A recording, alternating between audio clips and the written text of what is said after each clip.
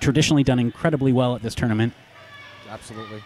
Whether on their own as the Smash Squad or in a mixed team with Roller Derby Quebec. Carnage out of the penalty box. Meanwhile, though, 5 more points on the board for the Smash Squad. The Dirty Farmers running into early penalty trouble. Duchess, she hasn't got out on her initial pass yet either, so they're really fighting hard to keep her from doing that. Duchess of Carnage has had a really strong start to her career, as it were, this season with the Farmers. Absolutely. She wanted that jammer panty immediately. And that is rare to find in new skaters. So a long first jam complete, and Montreal out to a dominant start, 18-0. If you're just tuning in for the first time, Fresh and Furious games are 20-minute games. Under the WFTDA rule set, 4 penalties, though, will have you foul out, and each team gets 2 timeouts and official review per game. Now we have Bobby Gore on the line for the Farmers, and I can't quite see who's out there for the Smash Squad. Yeah, we are bringing you a single camera so far here early on in the tournament, so it's hard for us to see who the jammers are on the jam line. I'm looking for a number, but I just can't see one. That is Owly Shit. Owly Shit is your lead jammer.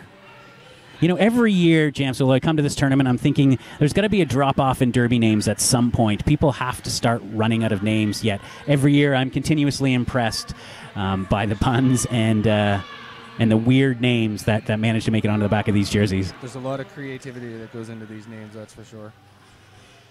Some of them are a little questionable, but... Gentlemen, you don't have a scoreboard overlay for the first game. All right, we're here now. We're having a little... just getting the stream off the ground here early on in this tournament, so there's no scoreboard overlay, so we will try and keep you updated. Right now we have 17 minutes to go. It's 22-0 in the Montreal Smash Squad. Look for the stream to kind of build over the course of the day. We're going to get multi-cameras in here at the Ted Reeve Arena. We'll get you a scoring overlay shortly.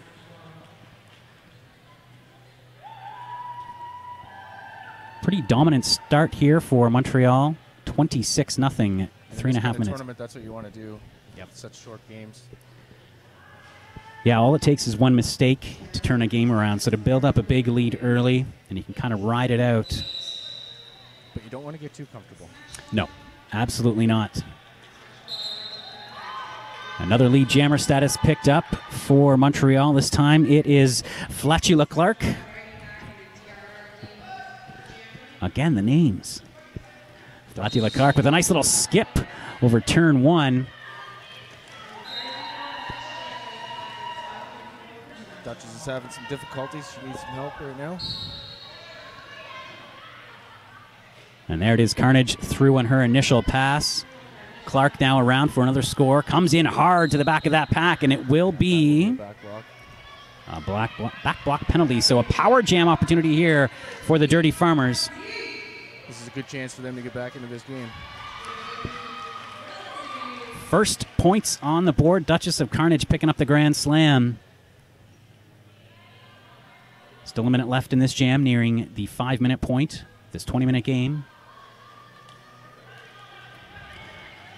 Perfect opportunity for the Farmers here, and exactly the skater they want to have on the track, but Duchess does get exited on the inside and dragged back.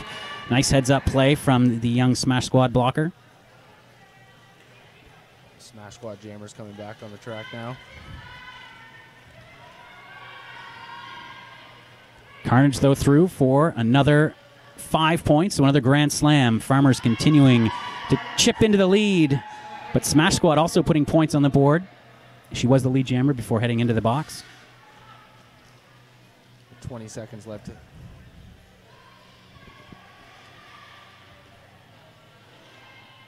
Both jammers now around scoring at the second apex. Coming up to the start line, another pass for Clark. 4 more on the board for the Smash Squad. Get another penalty called against the Farmers. And 2 more on the box for the Farmers at the end of this one. We've had different variations of tournament formats over the years for the Fresh and Furious, and this year for the 8th edition, we have a 12-team tournament representing 20 different leagues from Quebec and Ontario, northern Michigan and northern New York State as well. Really interesting, to win the tournament, you can't lose. You have to go undefeated to win it. But if you do lose, you can still finish as high as third. So you can work your way back into the medal round through the consolation bracket. So a pretty interesting layout for this long day. All is not lost if you lose once, which is good. That's right. It is often over the years there's been 16 teams, so we've done a double elimination tournament in the style of the Beast of the East for those roller derby fans out there. But early on in the history of this tournament, it was often populated by not only just new teams, but new leagues. So new leagues were being brought in. And as we've kind of hit a mass of new leagues being formed, we are really reliant upon just new skaters within the established leagues. Yeah, absolutely. And so it's hard to fill a 16-team bracket. Instead, we see we have teams here made up of multiple leagues. Some are so close within a half hour to an hour that borrowing players seems to be the way to go and gives you an opportunity to put a team in here at least to compete. So. Yeah, absolutely. And this is such an important event for these young skaters. All skaters in the Fresh and the Furious are in their first year of roller derby and have played 3 games, I think, or less. 3 games or less, yeah. So an excellent opportunity to get a whole bunch of action in against different opponents throughout the course of a day. Now, Dirty Farmer's in trouble here with only 2 on the track, and it's a quick lead jammer status for Montreal. Green Peas is your lead jammer. Bobby Gore gets out. She's jamming for the Farmers. And Executioner. More penalty trouble for the Farmers. Yeah, Executioner, not much going on that one. Lone blocker on the track for the Dirty Farmers. Bobby Gore, though, with a nice quick move to the outside, steals 4. Montreal going to let this jam go long. I'm a Pyro and Salty Sarah are the bench staff for the Smash Squad, and Bobby Gore sneaks through again. An excellent job there.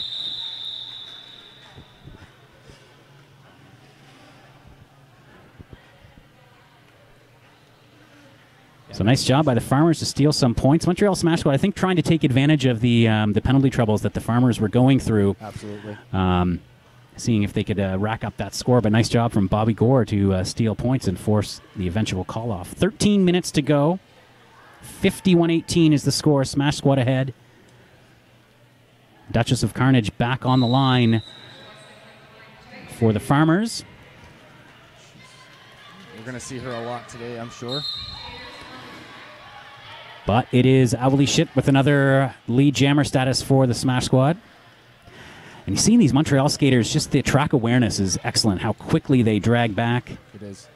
And their togetherness is it's something to watch, that's for sure, because they are fresh, but they you can tell that they've trained hard. And they know each other quite well. Cutting the track penalty going to blocker Flatula Clark. Dirty Farmers now will have a rare pack advantage in this game. And there's the call-off. So 56-18, your updated score 8 minutes in the single period game.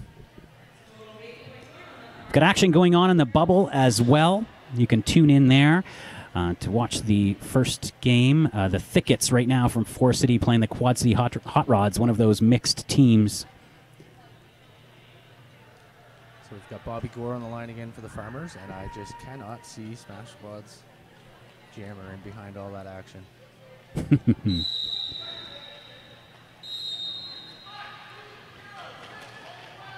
Got a multiplayer block call right away to T-Rex, and it's going to be no pass, no penalty for Donata. So she is not lead jammer, and that means Bobby Gore will have an opportunity to pick that up and perhaps limit the damage here.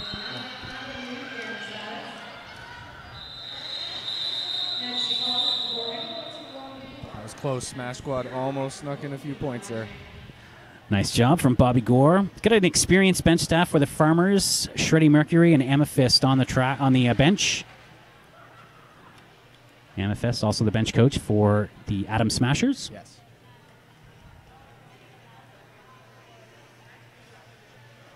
And you work with this Dirty Farmers team too, right? Just disclosure. I do actually. Yes. I help coach them. They are coached by Cherry Bomb and Mama Shred over there. They've come a long way. This particular group of fresh meat, most of them stuck with it, and probably one of the hardest working groups I've seen in the 3 years I've been here. Yeah, and you guys, it's one of the bigger fresh meat groups I've seen in Durham Region in a couple years as well, which is great for that league. Yes, retention is good. And How We Roll is lead jammer for Montreal. As we look back to the action on the track, 2 penalties for blockers to the Smash Squad give the Dirty Farmers a big pack advantage. That allows them to free their jammer. F and Lucifer, though, couldn't make anything of it. 64-18, 10 minutes into this opening game. Our ref crew for this game is Cleveland, G-Ref, Mercy Denied, Queen Helsa, Seastover, Florence, and Darmadal. And the crew head ref is Matt Track. Looks like they're taking a moment to count some points. So I mentioned this is the 8th version of the Fresh and the Furious, dating back, and that counts the 2008 Virgin Suicides Brawl, which was the first Fresh tournament hosted by the GTA RollerGirls. They took a few years off, and then back in 2011, because of that sort of wave of grassroots roller derby that was happening in Quebec and Ontario, decided to bring the tournament back to give all these new leagues an opportunity to skate, and it's been going strong ever since. It is the best opportunity for young skaters to get track action early in their potential careers. And the defending champions, though, Roller Derby Quebec, the 2-time defending champions, not back this year. They did not send a team to the Fresh and the Furious, so we'll have new champions regardless. Absolutely. And Quebec, they have come a long way, too, in the years. I know when I resided on the East Coast, they came down and stole a few tournaments down there. Yes. That's right. You began your career with the Muddy River Rollers, is that correct? Yeah. That's right. Yep. Out of Moncton, New Brunswick. And a lot with the Fog City Rollers out of St. John, New Brunswick. And every now and then I ref too, so we'd go to Halifax a lot with the Halifax Grudge. And it's the same kind of plan down there. A lot of local teams are close, so when you need a player or whatever, you ask the other league and you borrow players. It's a big family. That's right. And yeah, it seems to be regional families too. We've expanded. This tournament used to just focus on Quebec and Ontario, but we've now broadened that. And there, as I mentioned, there are representatives from the United States here. We've got our biggest sustained push of offense from the Dirty Farmers. Duchess of Carnage tearing up the track right now on a 13-4 run. No lead jammer established, so we will have a full 2-minute jam. Carnage is powering through the Montreal defense. She gets through for another 5 there. She's chipping away at that lead. 68-36. Duchess of Carnage, such a powerful jammer. Do you know, does she have a skating background? She does not. She does not, so just truly fresh, new to the quads, new to the sport. Yeah, absolutely. And she was, like I say, she was hungry right from the get-go, and when we finally brought out the panties at practice, she wanted that one with the star on it, and you could just see it in her eyes. All right, we've got a team timeout taken from Montreal Smash Squad. They're leading 69-36 with 8 minutes to go. We've been talking a little bit about the history of this tournament. I mentioned the last 2 years, Roller Derby Quebec took home the crown. The Smash Squad hasn't won the tournament since 2012, but were finalists 2 years ago. I believe the Smash Squad finished 3rd last year. We mentioned the Dirty Farmers have never medaled in this tournament, but they're always here. Always putting up a good scrap, as we are seeing here after a slow start. They've gotten back into this game. Yeah, you can see the nerves have kind of calmed down a little bit. And Smash Squad jammer's in the box right now. She is standing, so she has less than 10 seconds, but they'll be starting on a power jam for the Farmers. T-Rex, the jammer for the Farmers. So let's see if they can take an advantage of this. We had an illegal start. We're going to start that again. Another example of those nerves. It used to be that skaters would skate their first ever games at this tournament, but I know that both the Smash Squad and the Farmers got in some pre-season or pre-tournament games already this season. Yeah, they played a couple. So T-Rex almost through a nice reset from the Montreal defense, swallowed her up again, but now through. Well, Ali Shit going back to the box for a back block, I think. Yeah, so back-to-back penalties. T-Rex turns that power start into a power jam. She's now got 30 seconds. This is a huge opportunity for the Farmers. Coming off of an 18-pointer from Duchess of Carnage, T-Rex now sitting on 5. You'll notice T-Rex will always have a smile on her face, no matter what she's doing on that track. It's roller derby. Everyone should have a smile on their face. Absolutely. T-Rex coming up against the 2 Montreal blockers. I believe there's a low block going to this Smash Squad. So the Smash Squad running into some penalty troubles now. The jammer is standing, so she will be out in about 10 seconds. So T-Rex needs to try and get these points quick.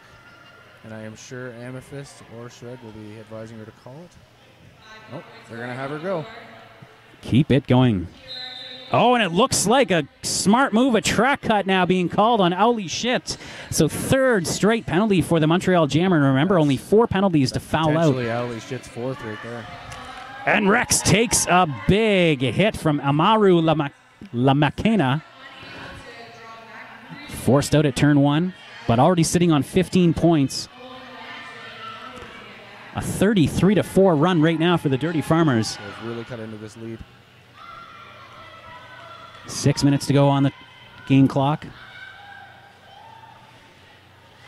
Rex through for 5 more.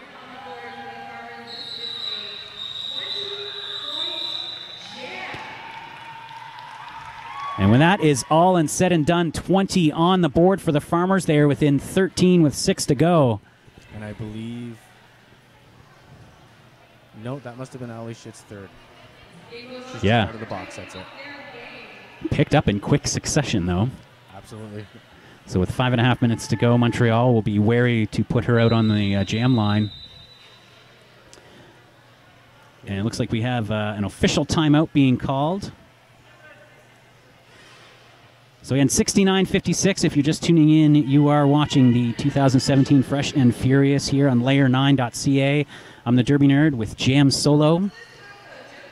You can also catch action over at the Bubble right now on our 2nd stream featuring the Forest City Derby Girls, the Thickets, taking on the Quad City Hot Rods. The winner of this game will move on and take on the Toronto Vipers at 12:20.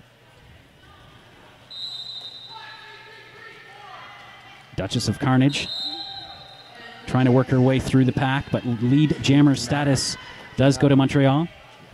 Donata for Montreal. Duchess is through, but Donata's already on the pack, and she's through.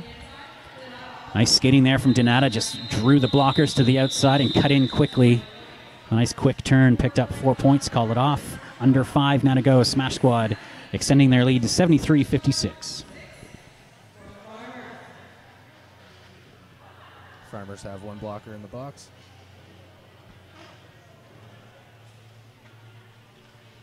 And the Farmers have put Bobby Gore on the line against... Smash Squad always takes the inside, so I can't see them until it starts.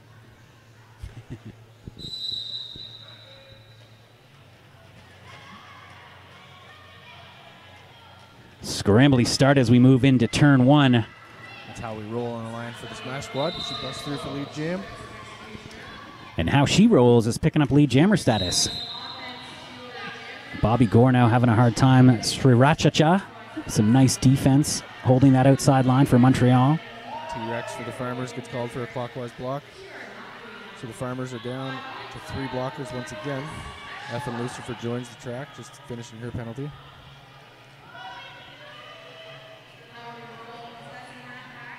Bobby Gore advancing quickly, looking for a quick call-off. Does get it. We have a skater down on the track. There's Red Sonia. It looked like she may have hit her head with the Farmers. We hate to use them, but we are glad that we have our medics here from Spectrum. Of course, one of our wonderful sponsors, and we always like it best when the EMTs are bored, I should say. Yes. Throughout the course of the day, but we are glad that they are here. And this does give us an opportunity to thank some of our sponsors as well. For example, Smead Construction. For all your home construction needs, paving, decorative concrete, sport courts, and high-rise condominium needs, contact Smead Construction. What a about Mayflower Landscaping, one of our sponsors supplying services to large condominium properties throughout the GTA. So once you get your condo built, then you can call in Mayflower from Smead. You can call in Mayflower to get the landscaping done as well. Absolutely. So big thanks to our sponsors this weekend. It looks like Red Sonia's up and she's okay. She's just shaking it off over there on the bench. So that's a good sign. Is good to see. You know, a lot of these teams coming to this tournament's getting short. We talked about some of the limitations that we have on rosters, and it's a really long day, so it's critical to keep all of your skaters healthy and happy on the track. Sure. The Dirty Farmers are skating a little bit short as well. Right? They have 10. 10? Yeah. 10 seems to be the common number, 9 or 10 when a team's short. Yep. It gives you enough for 2 lines, but like you say, you want to avoid any injury or any type of fatigue because it is a long day. Yeah. But at the same time, it does keep you in the game. Yeah. You definitely don't have time to get tired on the bench or anything like that or cold. No, absolutely. You get tons of track time at this tournament. And as we've pointed out, you know, in the last 2 years, Roller Derby Quebec has won with 9 skaters each year. Yes. And I believe when they came down to, I can't remember the name of the tournament, the Winter Wipeout, I believe it was, they were short for that on the East Coast. And they came from behind and won 2 games in a row against the Muddy River Rollers, and they won that tournament. There you go, and maybe that comes from their short practicing here at the Fresh and the Furious. They had Elton Knott was their coach at the time too. Yes.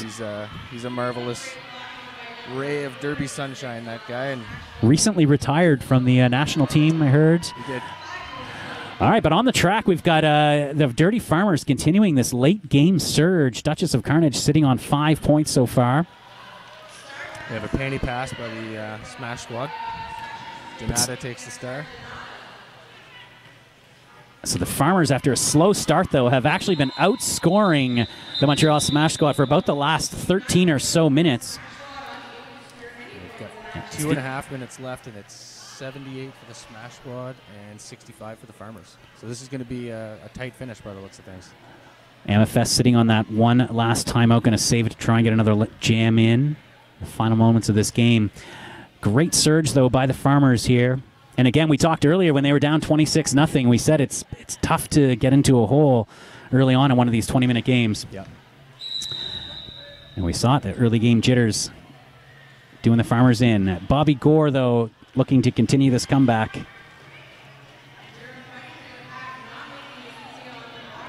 Nice defense here from both packs as we ease our way into the first apex. Bobby Gore knocked by Lee Antichrist to the outside. And the Smash Squad has Ali shit out there. And she gets lead jam. Dangerous move, too, putting out a jammer with 3 penalties. If she gets a penalty, she is not allowed to return to the track. Yeah. Lee Antichrist continues the tough defense at turn 2. She is going to get a call on the forearm, but nonetheless worth it as Bobby Gore was held back and the Montreal killing a lot of time on the clock right now. Yeah, the Farmers really got to get their jammer through right now. T-Rex through the box.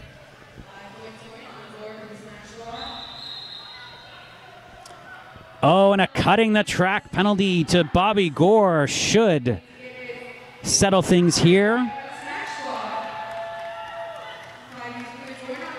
Holy shit, picking up another grand slam. The jam time and the game time are about the same, so you would think the Smash Squad is going to try and run this out. And that's the indication that we are getting from the bench. Smash Squad will move on to take on the Toronto Vipers at 12:20. If you're watching in Montreal and want to follow your team throughout the day. Dirty Farmers, though, not done either. They will also have an opportunity to win the Consolation Bracket. They'll be playing at 2:40.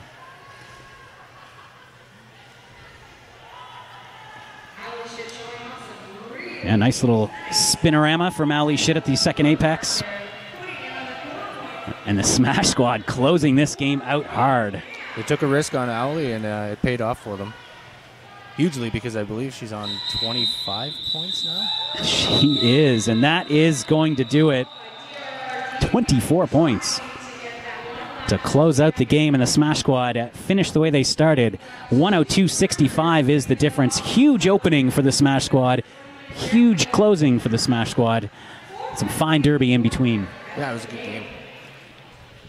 So there you have it, Montreal Smash Squad. It's unofficial right now. It does look like, oh, we have a timeout. We're going to get one more jam in here, Jam Solo. Excuse me, I was way ahead of myself. So there was 2 seconds left on the game clock. I did not see that.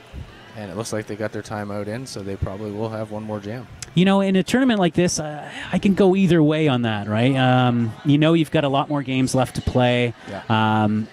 The odds of getting a 40-point jam, but maybe it's just an idea of we just want to give our skaters as much track time as we can get them. Yep.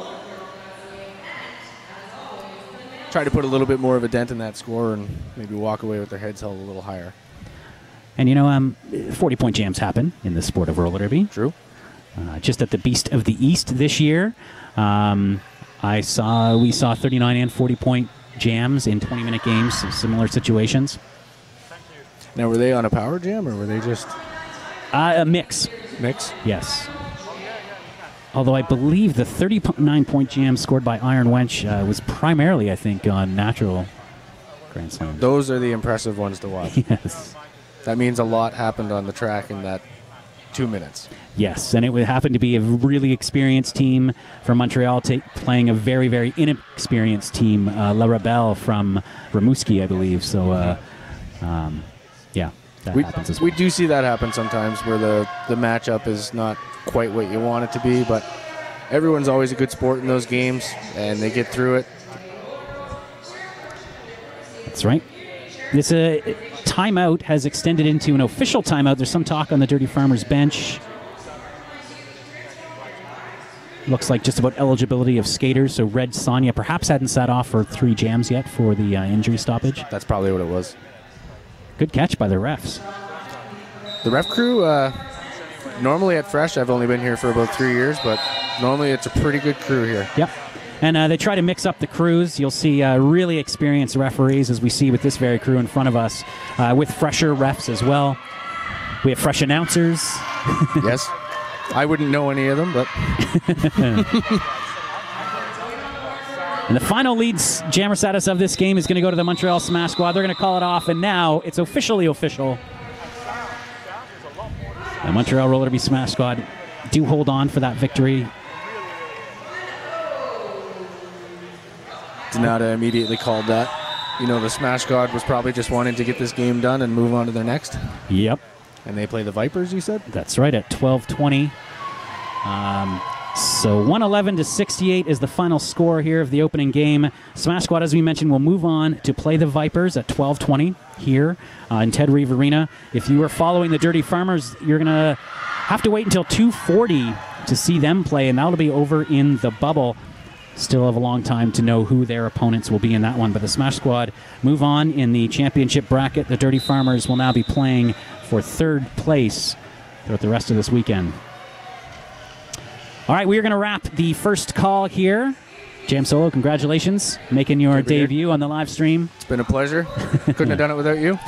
We'll hear from Jam Solo throughout the course of the day. I am the Derby Nerd. Thank you for tuning in to Layer9.ca's production of the 2017 Fresh and Furious.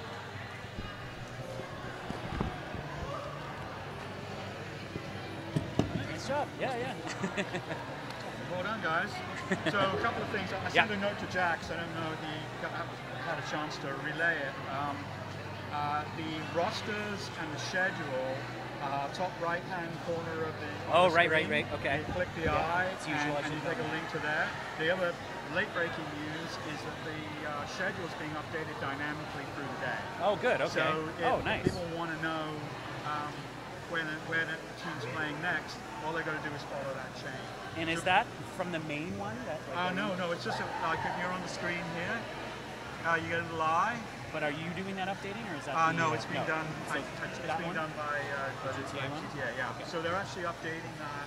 I don't know how frequently, but it means that it's that's the place to go, because that's the one thing on the stream is you just don't know when your team's playing. Yes, I've been trying to do that. Yeah. Follow it.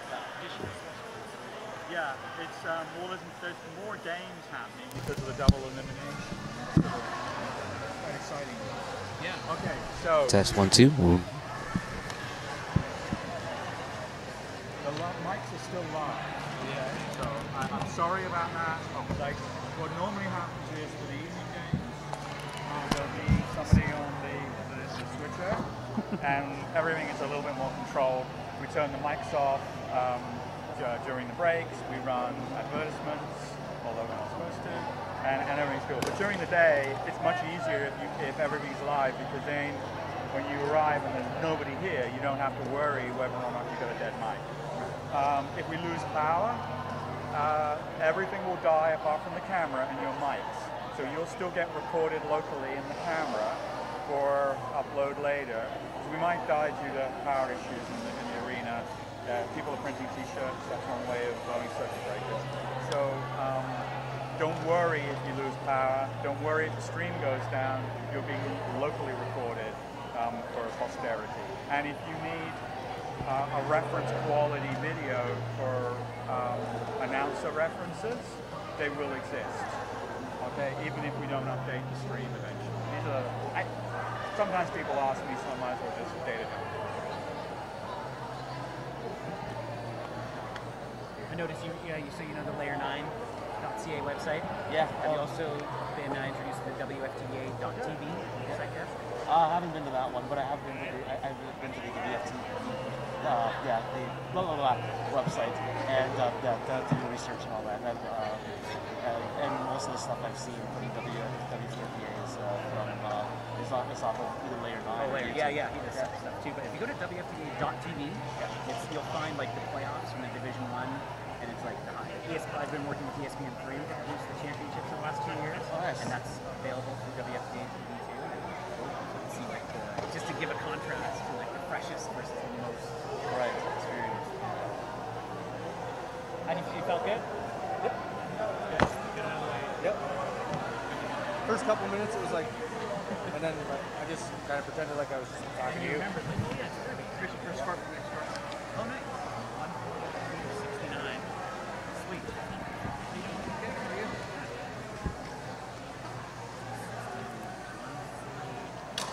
So the mixed team.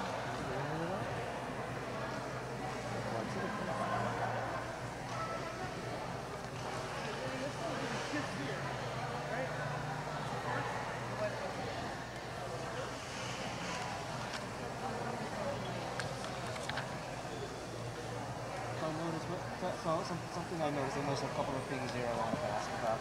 So you do say penny pass. Okay. Are we supposed to? Well, it doesn't matter. At would it be preferred character or star? I usually say star pass. Star pass? Cover pass. People still penny pass is like it's one of those it's the ancient vernacular. Yep. Stuck in the head. The game, yeah, it's hard to shake. Cool. Grand Slam. 5. So it's when you pass the jammer as well. So you lap. It's normally on a power jam. Yeah. And a power jam is where That's normally where someone's going to get a grand slam. So that's when the one of the jammers is in it's like a power play in hockey. Oh, okay. So one of the jammers is in the box. They can't score, and the other team basically has 30 seconds of free scoring. Jammer in box. Okay. Oh, this is interesting. We've got an all USA showdown. Oh, wow. Buffalo and... Wait, is this? Yeah. Queen's Either our schedule is wrong.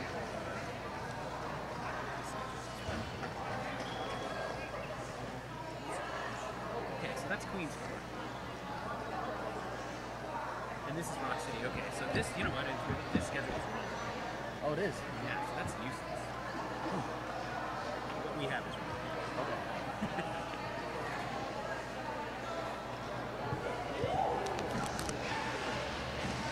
Funny, look at these names and you can tell who's Western fans. Oh, yeah? In crew number 1, we had one of the refereeing crews, we had a Mr. Kennedy. He's Ken Anderson in TNA wrestling. He used to be in the WWE as Mr. Kennedy. Rampage, maybe she's a wrestling fan, but the wrestling page, that's a big thing. Rampage Johnson. Is that UFC? Could be. Could be. But I like the page now. It could be that too. And I've been trying to think of Luger names. Actually, I don't think I've seen them. I'm thinking just making it Lexington or something like that. Yep. I've seen someone do a spin on Lexington, and then I saw Sexy Lexi. That was the name. Damn, someone's already doing that. It's okay, you can have it. Yeah, I don't think you have to put it in the Derby name slot machine anymore. I wouldn't use it for one. It used to be a big thing. They have this actual site where you could, put your name in. If somebody already picked it, you had to pick another one. Oh. And I don't know how many crystals I know that joined and wanted to be crystal with, and I'm like, It became just too hard to. just can't keep up with it. And I mean, sometimes it would be someone in Australia has that name. So. Oh, yeah. Wow. Because it started, that website started when it was 30 weeks. Which it made sense at the time, and then the sport released it. Are you going to make that 30 and drop them? Okay. Yeah. So in terms of Derby names, like I'm still trying to get to know the culture of the sport. Right? Yeah. So in broadcasting school, we're told just like use our real names and all those things, right? Yeah. And because in the mainstream broadcasting industry, like for instance, Mad Dog Michael, Mad Dog from Mad Dog Ability, Orchestra 2. No, he's now on Safer Beat 1010 as Jay Michaels, which is his real name. Right? Okay. And so they were explaining how hard it was for Jay to actually be known as Jay as opposed to and people, I still know that. Yeah, here we throw all that out. Everything about traditional sports is kind of thrown out like Derby, and we're seeing the traditional elements come back to the sport. So if you do watch like the Division 1 playoffs, you'll notice, I would say right now.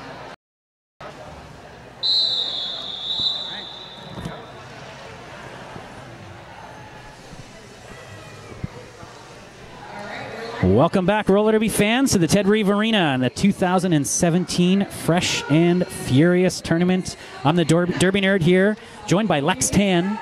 Still working on that Derby name. Yeah, definitely. I've got a couple of ideas in my mind Nice. right now, but as you were talking earlier, anything can go. So That's right. Lex is making his debut on the mic here for Flat Track Roller Derby. But you do have some experience with announcing in other sports. Yep, I have basketball, volleyball, a little bit of baseball. I'd love to do hockey. I'd love to get into hockey. I mean, at the Air Canada Centre, where I every now and then I just by the PlayStation kiosks, I do those play-by-play for that. So. Oh, nice. There you go.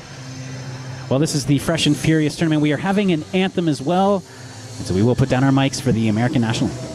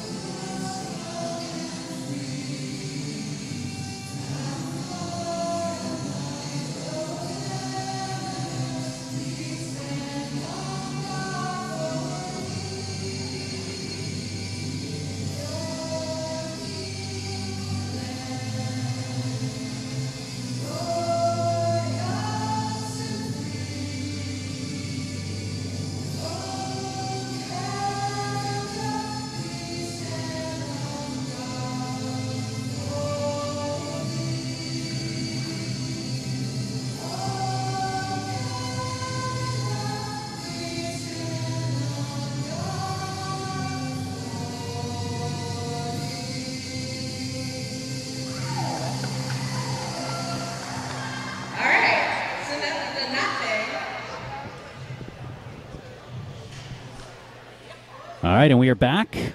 Funny that we had the Canadian National Anthem here, right on the cusp of our All-American Showdown here in the first round. That's right, we got the Queen City RollerGirls, the Queen's Court versus Rock Quarry from Rochester City.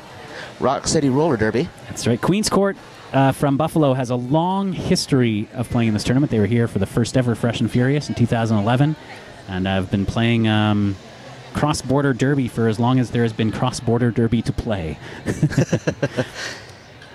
And, and we got the rosters here for Queen's Court. We got Hannibal Schechter, Daisy Duke, Thunderstruck, Jinxie Jones, Hot Brass, Mick Dagger, Tequila Sunrise, Cassidy Dope, Fergalicious, Stretch Armstrong, Kate McHitton, Helena Hit 'em Harder, Ubi B, and Alex Slamher the Great. All right, and for Rock City, we've got Lily Mammoth, Smother Superior, Fifi, Rampage, Purple Pain, Fifth Element, Dang, She Fine, Pythagorasaurus Rex, or P-Rex, Gremlin, Savage Patch Kid, PF Bangs, and on the bench we've got Torque Chop and Bambi. I was saying earlier that I'm always amazed. I assume every year when we come to Fresh and Furious, at some point these Derby names have to just start running out. But it seems like new Derby skaters have an endless supply of puns and play on names and words to bring to the sport. Every year the names just seem to maintain their awesomeness. Definitely. One of my favorite ones over here so far, Kate McHitton. I love Kate McHitton from that, that sketch show, that famous sketch show that's been going on for 40 years now. Yes. And Rampage, that's a great name. A wrestler in the the big leagues of wrestling, if you may. That's one of her finishing moves. There you go. Yeah, it's funny, Kate McKinnon, we do have these very time-specific names that sometimes get a little dated, but hopefully her career will stay and Kate can keep her Derby name. So we mentioned, this is game 2 on the schedule. Our second game here at Ted Reeve Arena. You can also stream at the Bubble. We have a second stream going on. And if you want the rosters, there's a little eye in the top right-hand corner of your computer screen. If you click on that eye, you will have access to the rosters. You'll also have access to an updated schedule throughout the course of the day. We will try and maintain that schedule update, so you can follow along. It is a pseudo double elimination tournament, but if you do lose a game, you lose the ability to win the tournament, but you can still work your way back into the third place game. So a one game loss is not the end of your tournament here. Which is great because these are, as you mentioned, these are all first year. A lot of these are first year skaters, and it's great that they're getting the exposure and they're getting the opportunity to get big Derby experience, basically. Yeah, absolutely. And the Queen City RollerGirls, of course, one of the top teams in Division 1. If you are a follower of the WFTDA, having a phenomenal year. And we do have a scoreboard we hear now on the overlay, so that's great. We will still try and keep you updated as the game progresses. We are playing under the Women's Flat Track Derby Association rule set, but they're kind of condensed, so only 2 timeouts per team, 4 penalties will see you foul out of the game. First jam now underway. Whoa. Rock City Jammer knocked out of bounds. There seems to be some confusion. Again, these are new skaters, so they're still getting to know the rules as well, and there's some confusion on the Rock City side. Meanwhile, Queen's Court has picked up first lead jammer status of the game. Thunderstruck the lead jammer at the moment. She gets past the pack. Through for 5, so a grand slam to kick things off. Pack stopped up now at turn 2. Thunderstruck makes a nice little move to the inside, takes a hit. And that'll force a call off. And if you're away from your screen right now, but listening to the audio, Queen's Court is wearing the black jerseys, and Rock Quarry is wearing the white jerseys. This is Rochester's first time here at the Fresh and the Furious, but fans here in Ontario will know them. They were actually here earlier. Their senior team played a WFTDA Division 2 game against Toronto at the Bunker. Still have full packs, 5-on-5 on the second jam.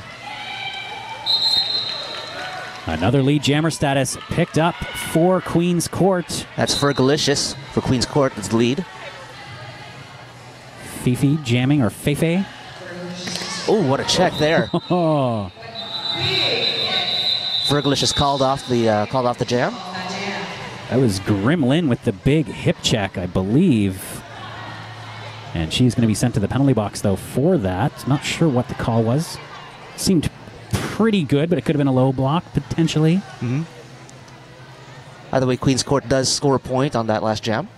It's 8-3. Which is past the 2-minute mark of this game, of this bout. 1 each in the block, 3 in the box, 3-3 on the pack. Rock City looking at the inside to start things off. Queen City Jammer trying to cut through the middle now, both being moved toward the middle of the track. And on the inside, it's going to be Cass with another lead jammer status for Queen's Court. That was some great defense there by Queen City there. That was Cassidy Dope. Yeah, nice job forcing that call off. Both jammers were through, no points on the board.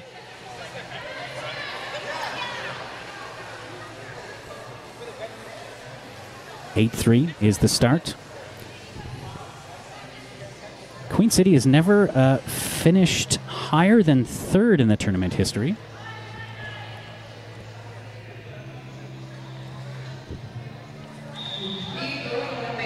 Jammers now released. Again, some hesitancy right off the line. Good scrappy start. Both these teams looking very strong here. Again, they both come from very strong programs, and lead jammer status goes to Pepe.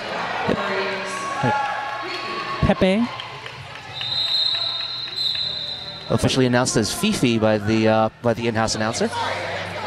She was sent off. A track cut will send her off, so power jam opportunity here for Queen's Court. That's Ubebe, who is the lead jammer now for the Queen's Court, making her way around. Grand slam on that first pass, and the pack has not advanced beyond the beginning of the back stretch. Jammer's momentum, though, took her into that wall. Shifts to the inside at turn 3, down but not out of bounds, through for another grand slam. 10 points already. 18-3 for Queen's Court. We saw in the first game that it's hard to make up for a big gap early on.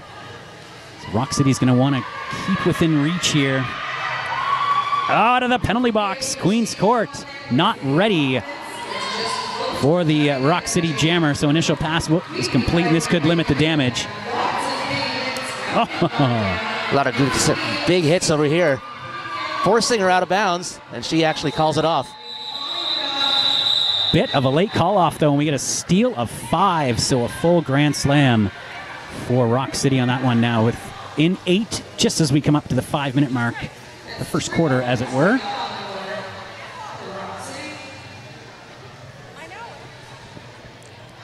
And a refereeing crew here is the Mat Track refereeing crew with Cleveland, Giraffe, Mercy, Denied, Queen Helsa, Seastover, Florence, and Darmadal. And on our second stream over on the bubble, we've got Le Quebecoisie taking on Windsor Assault. If you're looking for those teams, Windsor actually I know is a mix between Border City and Detroit. So that's an interesting team to keep your eye on. And it looks like we've got a Rock City lead jammer status picked up. Smother Superior. Well, look at Queen's Court getting some speed over here. That's Thunderstruck bringing up the non-lead jammer status, and she's being held back by big wall there, but she breaks free.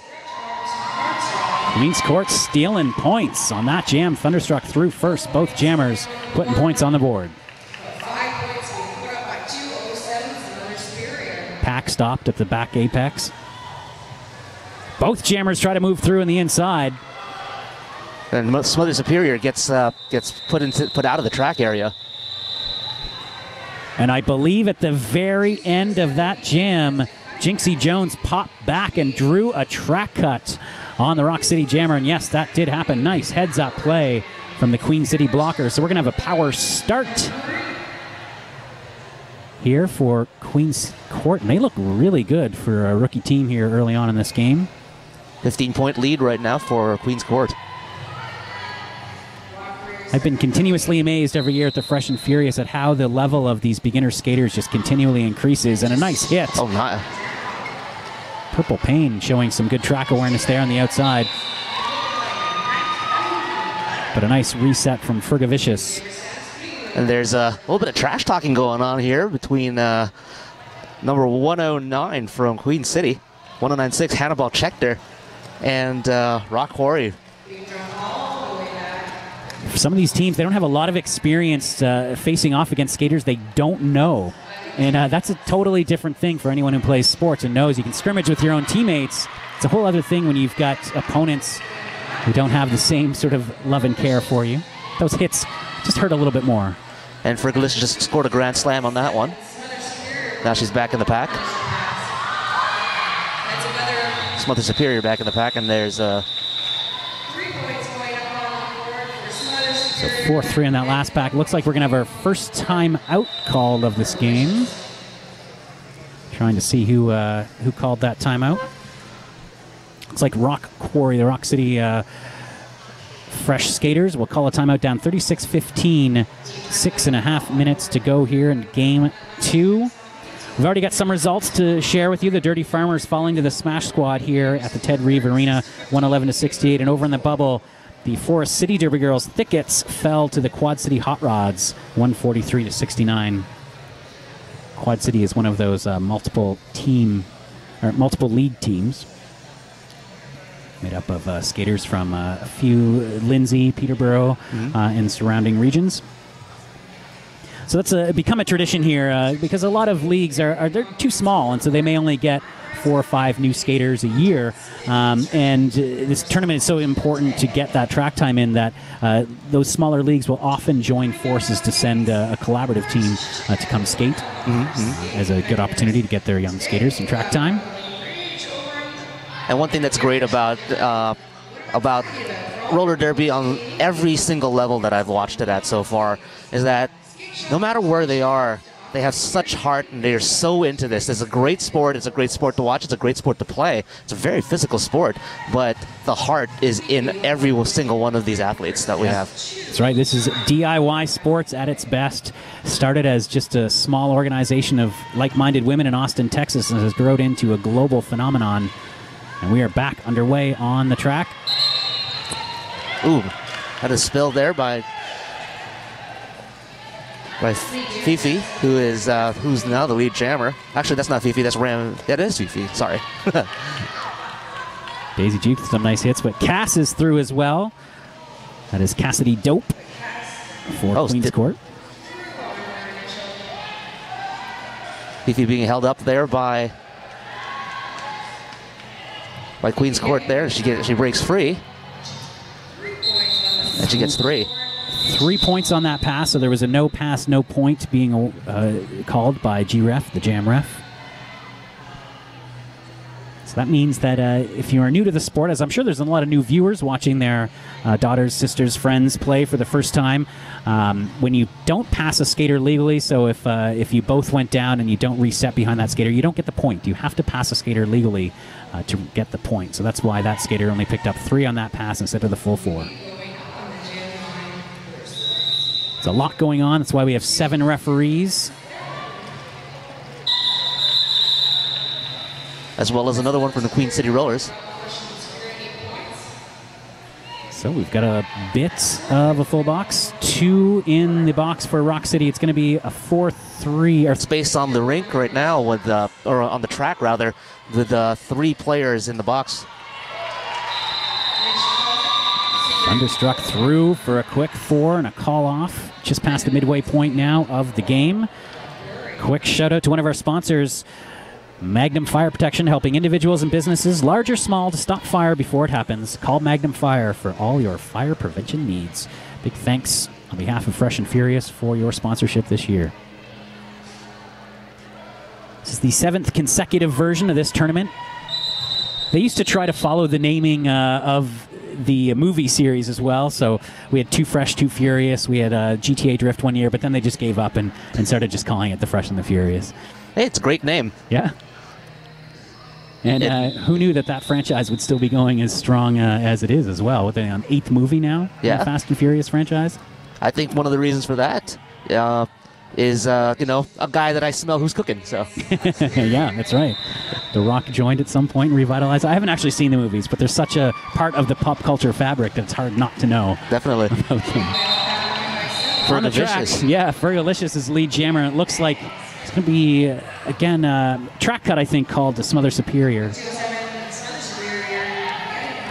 Oh, and a big hit.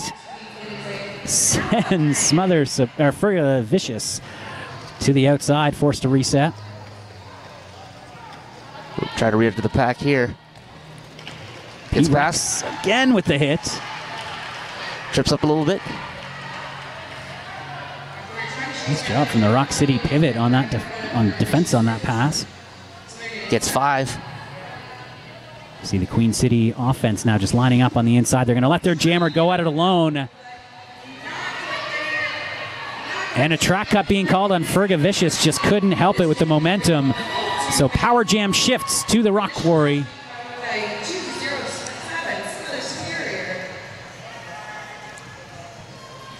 Pack moving into the second apex up to turn 4.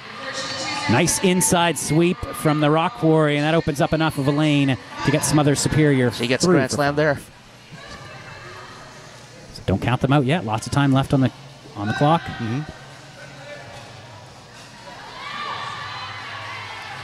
Oh, great move there. Nice sweep outside in. Great offensive instincts here from this young Rock City team. Frigga Vicious is taken down to the outside and has to reset. Not welcomed back to the pack nicely. Looks like a multiplayer balk penalty to a Queen's Court blocker, Hannibal Schechter.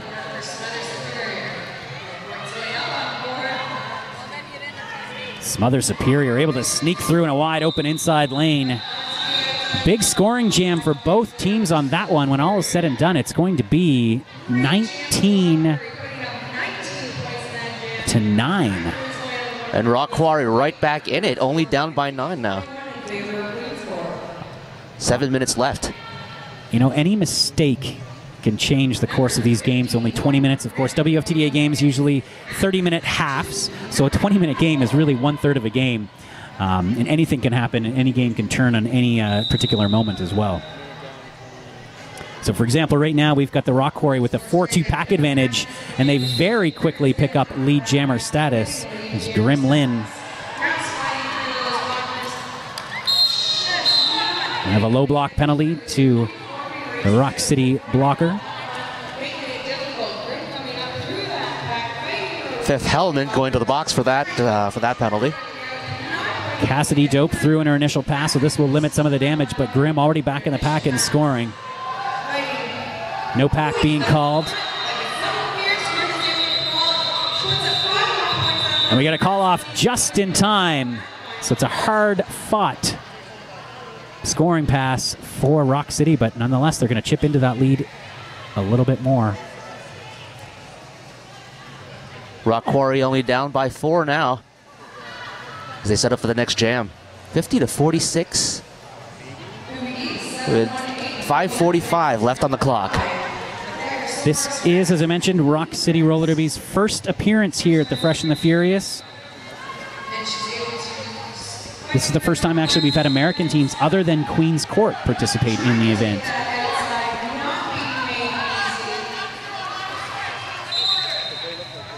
Looks like Hannibal Schechter is picking up a misconduct penalty.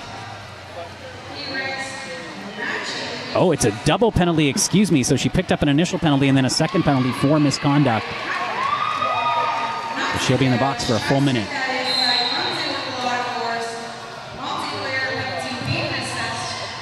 It's chaos on the track. Both teams scoring. Queen's Court was lead jammer status, so they do have the ability to call it off. They do so. 54 now. 50 is the score. Under 5 to go. Heck of a game here for your first call, Lex. Definitely. I love these close games.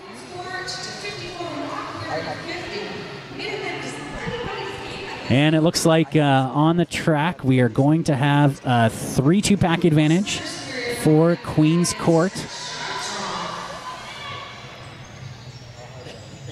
See if they can use this, trying to stop this Rock City comeback. Queen's Court has led since the beginning, and they will get lead jammer status here.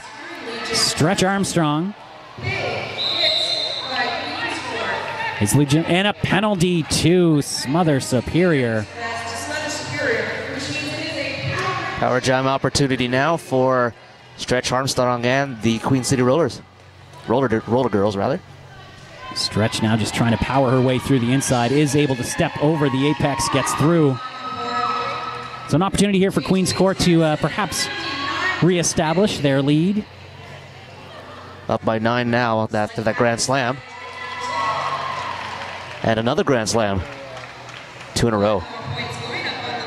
It's going to be a long day for some of these teams.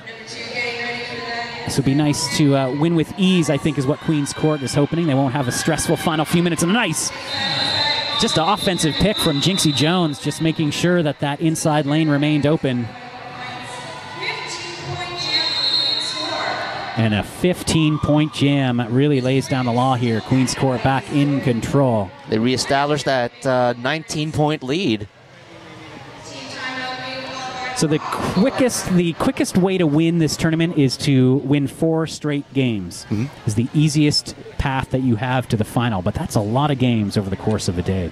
And even at 10-minute games over here, it is so intense physically, and also it's got to be intense mentally as well. Yeah. When you're just running into all that, all of those blockers, and just trying to be able to stay on that itty bitty track there. Yes, yeah, it's tough. It takes a lot of effort out there and strain. And for a lot of these skaters, they've skated no more than 3 games in their derby careers as well. And you know, a lot of one thing I really love about the sport is that a lot of these women who come into the game do not have a sports background. Now that's obviously not true across the board, but a lot of them, this is the first time they've been playing a competitive sport, a contact sport, and so it takes a certain kind of energy to prepare for that mentally.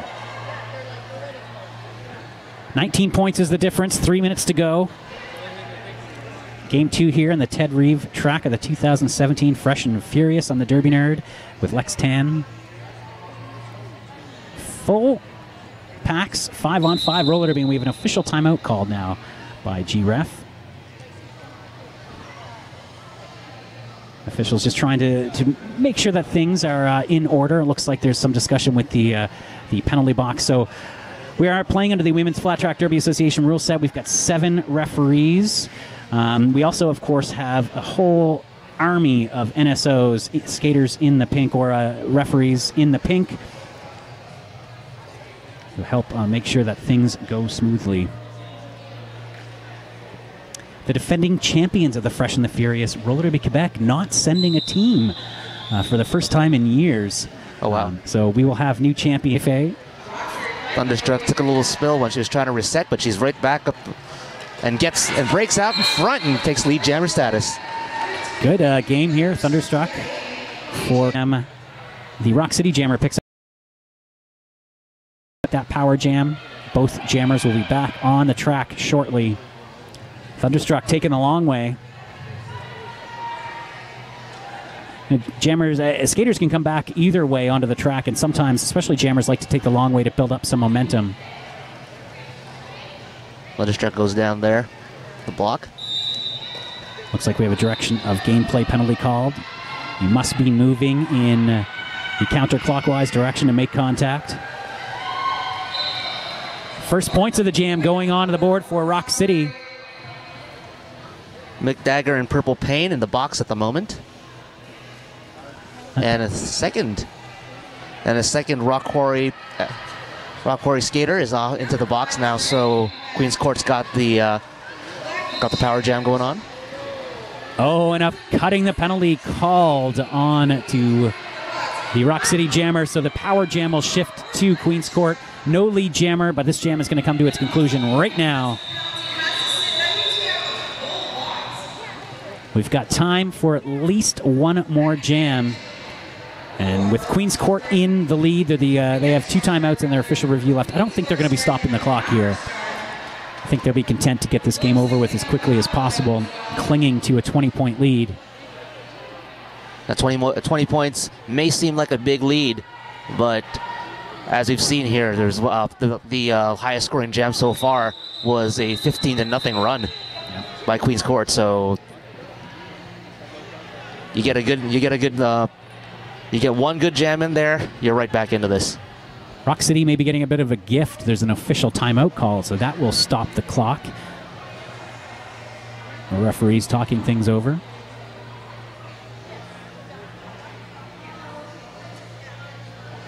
Of course, we've got a full day of action here for you at the Fresh and the Furious on layer9.ca. And between games, you can dive into the layer9.ca archive as well. You can see other Fresh and Furious tournaments from the past captured on that site. And you know, layer9.ca just has one of the best sort of archives of flat track roller derby in the modern era, dating all the way back to 2007. So a little bit of derby history on layer9.ca. And it's a great thing as well. Everything can be documented these days, and it's great that, you know, 20, 30, 40, 50 years from now, they can look back on this and say, hey, I did this. This is amazing. I had the time of my life doing this. Although in my experience, when I talk to skaters about their Fresh and Furious experience later in their careers, they're usually embarrassed. I don't want to watch that. I know I've improved so much since then. But no, every year the level of these beginner skaters just goes up, and that's a testament to the training programs that these leagues now employ. So it looks like first lead jammer status is going to go to Queen City, and they will have an opportunity to close this game out with 15 seconds left on the game clock. Again, if you are a Fresh fan, we will go to the jam clock after the game clock expires. And with no time left on the clock, it is now, the game is in Fergavicius's hand. Whenever she taps her hips, this game will be over. And another Grand Slam. That's 2 again for Fergavicius, and now she calls it off, and that's it. So there it is. An unofficial final right now is 84-54. Queen's Court will continue in the championship bracket. As we've said, though, Rock Quarry will still have a chance to fight for at least, or as high as 3rd place. So they can still podium with the 1 loss. It's only 2 losses when your opportunity for a medal is eliminated. So yeah, I think we are going to call this one. The referees seem to be content with the score, and it will be an official final. Queen's Court moving on. Rock Quarry will continue to play another game. 84-54. And again, if you want to follow the schedule live, look up in the right-hand corner of your screen right now. Click on that eye. You will see a schedule. You can follow your team throughout the day and see what's coming up next. Coming up next on Ted Reeve, we can tell you, we will have a game featuring the Vipers, I believe, versus the Smash Squad. Coming up at 12:20. And that it is now an official final. So Queen's Court holds on for the win, 84-54. Lex, I think we're going to wrap up this game. Pleasure calling with you. I am the Derby Nerd. You'll hear from us all day here at the 2017 Fresh and Furious.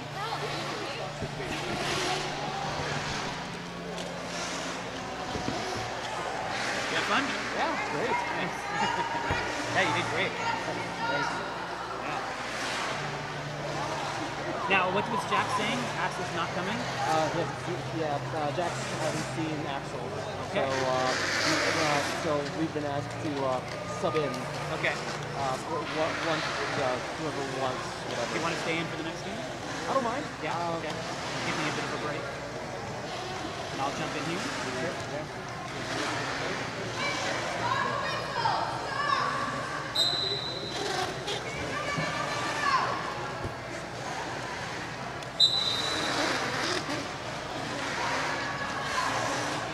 Shoot, what was it? Oh, 84-50.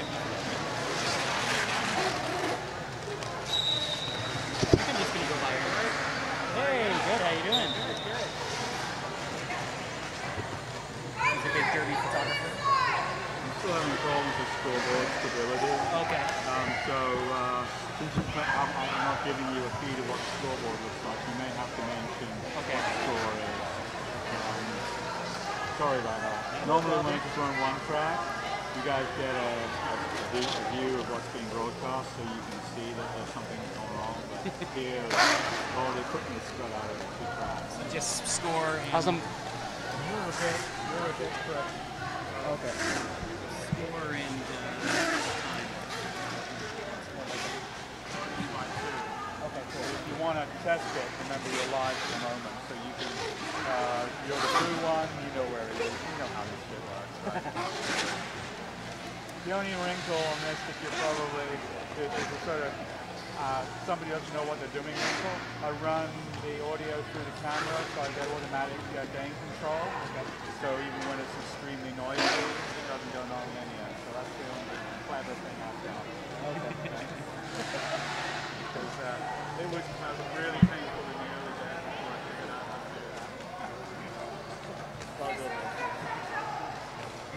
to do that. I mean, his wife used to play family sport. Oh, okay. And he started just filming like trackside, single camera, lots of games. Right.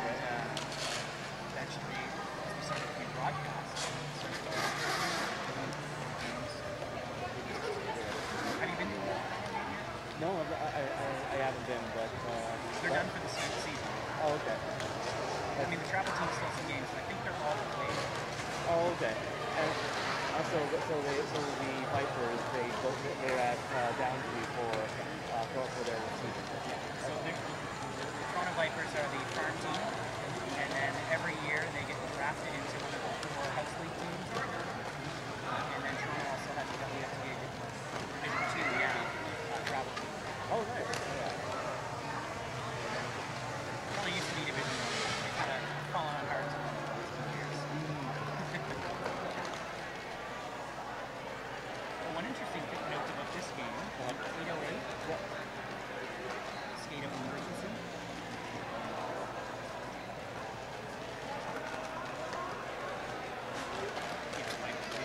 She's a graduate of the junior program, junior program.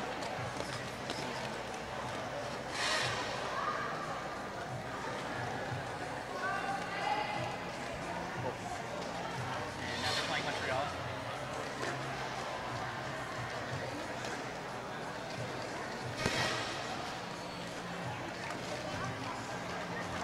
Whose tea is that?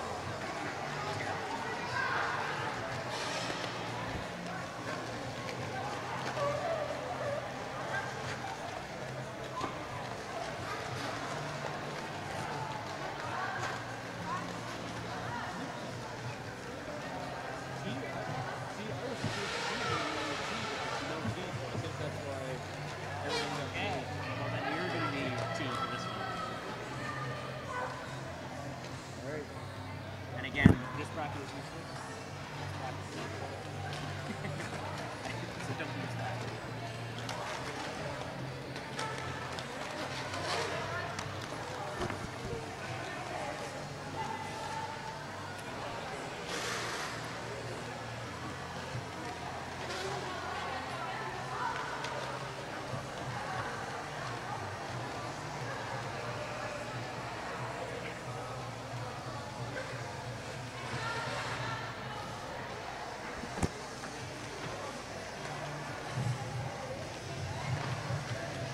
Really fun to call. Oh, the sport itself is really fun to call.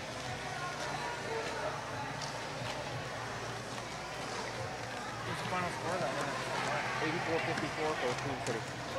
Super tight there for a while. Yeah. But then there was a penalty that happened, and then Queen City just had 3 grand slams of it over the break after that.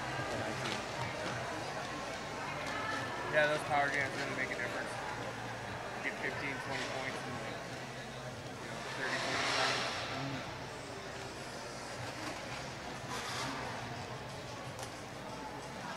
And so usually,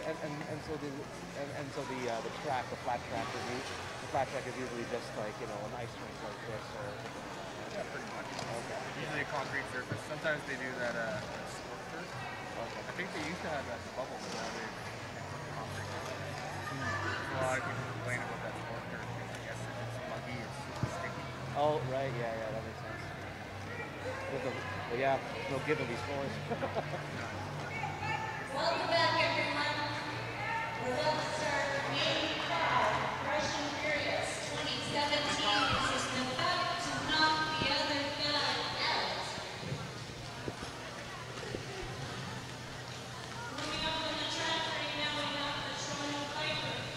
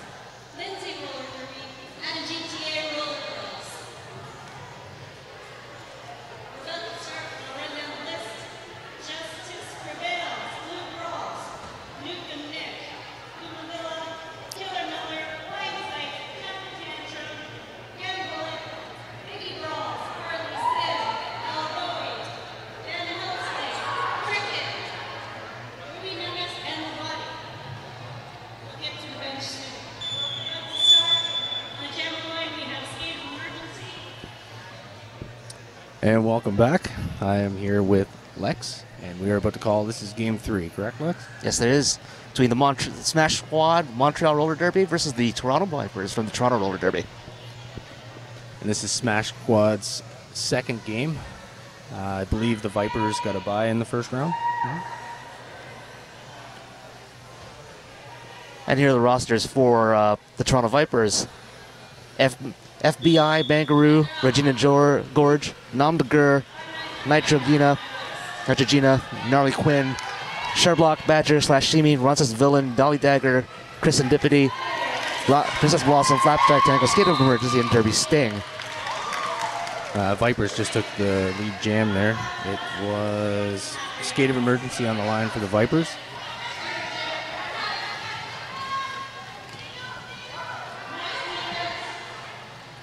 Skate of Emergency has to go back and reset. Vipers are really giving a hard time to, I can't see who that is on there for the Smash Squad. FBI goes down there.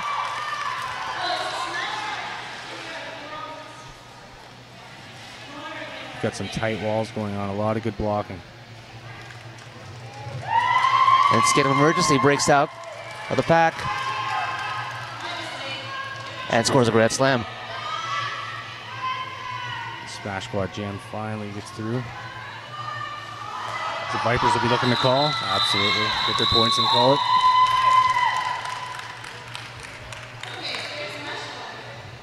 Smash Squad scoring 1 point on that last jam. And the Vipers get 4 out of that one, out of that second time around. So it's 9-1. With these types of games, you really want to come out strong in the first 5-10 minutes. The bigger lead you can get, the better advantage it is as you go. When you only have 20 minutes to play, or when you only have 20 minutes to play about, it's scoring early, scoring often. Yeah. Speaking of which, Denata breaks out quickly as the lead jammer.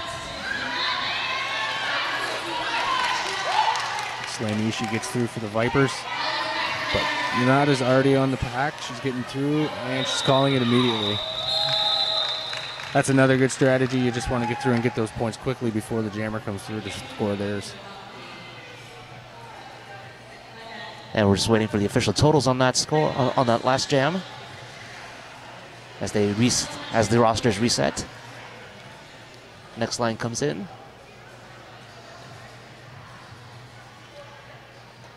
And Smash Squad officially scores 4 points on that last jam. It's now 9-5 for the Vipers.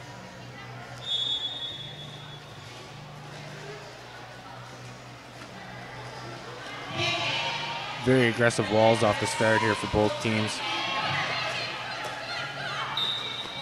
And Smash Squad busts through. No, we've got a power jam coming up for the Vipers. Power roll takes a forearm penalty, I believe. And the Vipers bust through for lead jam, so you'll see them setting up for their power jam now. And it looks like they're thinking sweep, but they didn't need it.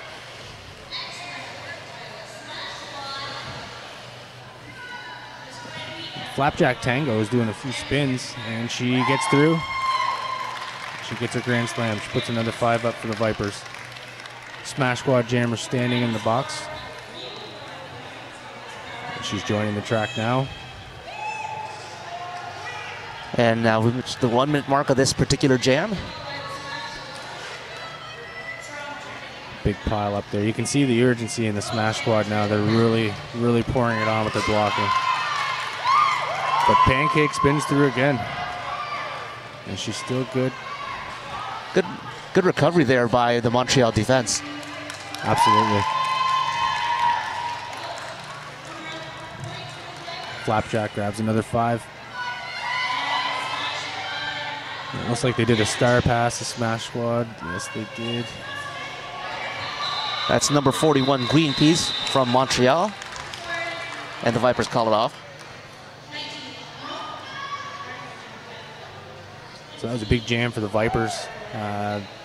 It's looking like it's going to be 21-5, 20-5, 20 for the Vipers and 5 for the Smash Squad.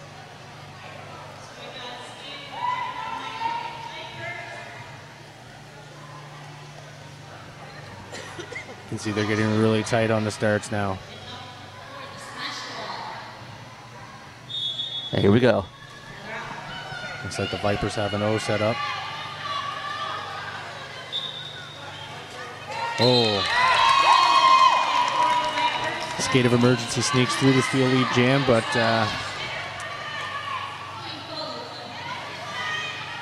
Smash Squad Jammer's not far behind her.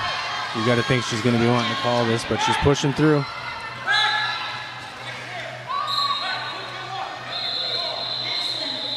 And a penalty coming up to the Vipers, number 221, share block.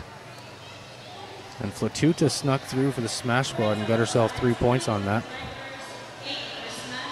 And Montreal's pivot from that last jam is also in the box, so there's 2 in the box for Toronto and 1 in the box for Montreal at this time.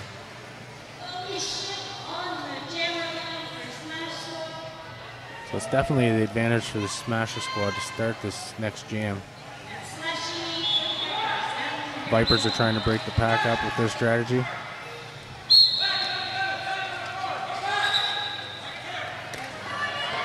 I believe Smash Squads get sneak. Yep, they get lead jam out of that, but the Vipers jammer is hot on her trail. And she calls it. Frida Chaos is actually skating over to the box now, so there's 3 in the box for Montreal.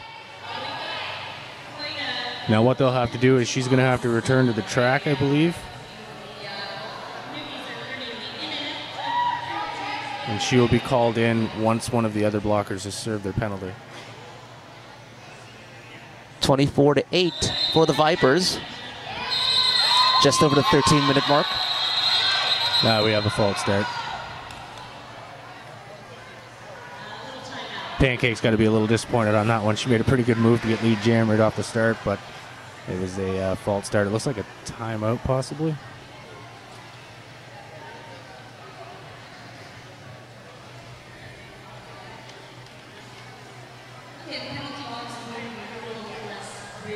I believe the Vipers have called a timeout.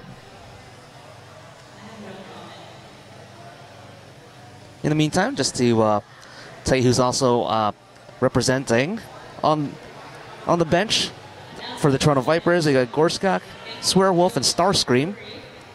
Transformers fan for that particular person. And on Montreal, Aya Leona, Sriracha, Roadkill, Lee Antichrist, Denada, Howie Roll, Green Peas, Minivan, Amardo La Makina, Pink, Giller, Owly Shit, Frida Chaos, Fatula Clark, Velvet on the ground, and on the bench, I'm a Pyro and Salty Sarah. Here we go. And there's Pancake. She busts through for lead jam, but Donata with the Smash Squad is not far behind her. Montreal's down to 1 blocker. Oh, great check there. Absolutely. And I believe Donata, no, she didn't get anything there. I thought she might have snuck in and got a couple. Flapjack Tango called off that last jam after getting a big check from the Montreal blocker.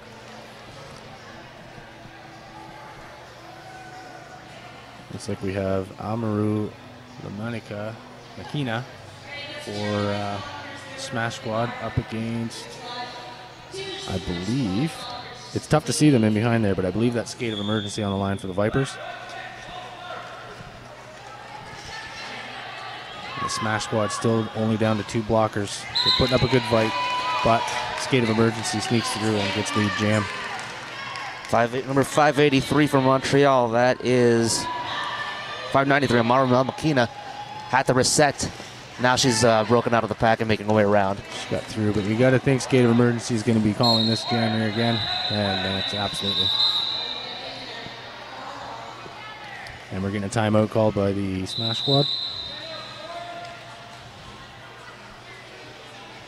Now the timeout, the clock is currently stopped at 11:57, and the Vipers are up by 28-8.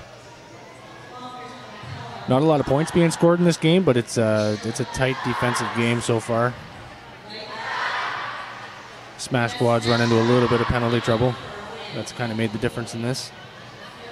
So you got to be thinking that the coach is just calling a timeout to kind of regroup, reset, and see if they can bang out some points in these last 11 minutes. And that's exactly what that's exactly sometimes what you need for in order to just talk to your squad. I mean, they do it all. I mean, they have 7 of them in basketball, in NBA basketball, and that definitely can switch the momentum of a particular bout. Yeah, you just need to get everybody back together and back on the same page, calm down, and go back out and kind of take it jam by jam. See the Toronto bench. They're looking very loose right now. They are up by 20.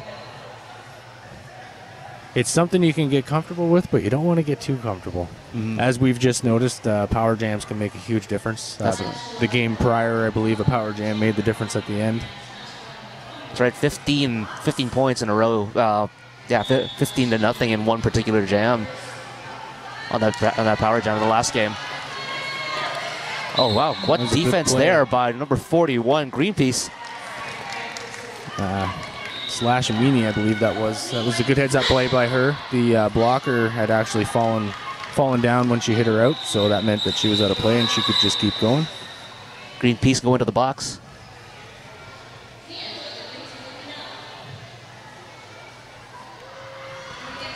So no points scored on that jam. We're still sitting at 28 for the Vipers and 8 for the Smash Squad. And now one Montreal player has returned to the bench from the box, and that is number 11, or 77 rather, and free to Chaos. So the Smash Squad's pivot's currently sitting in the box.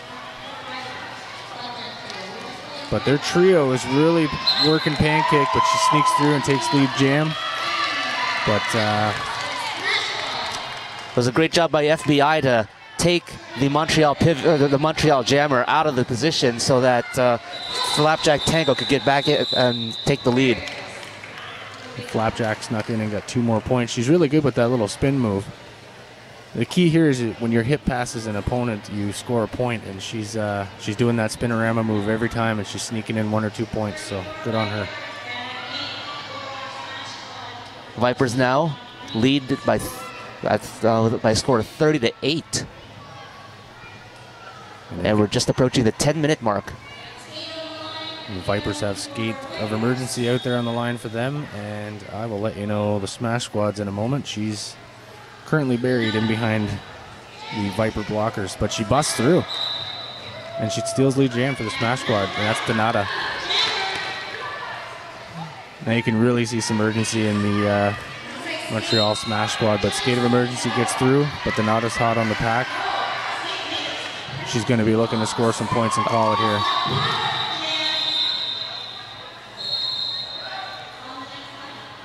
She gets through for 5, I believe, but there's a timeout being called by the officials.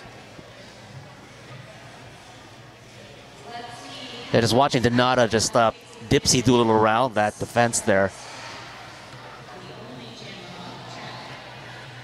So and they've gained 3 points on the Vipers. Yeah.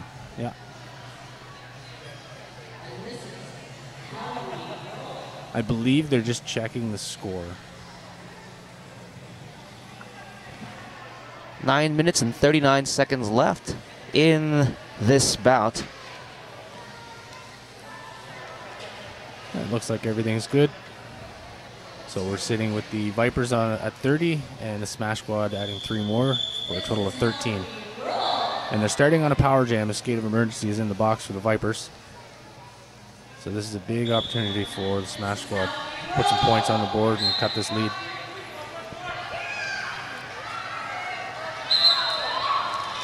And they break through and get lead jam immediately. How we roll.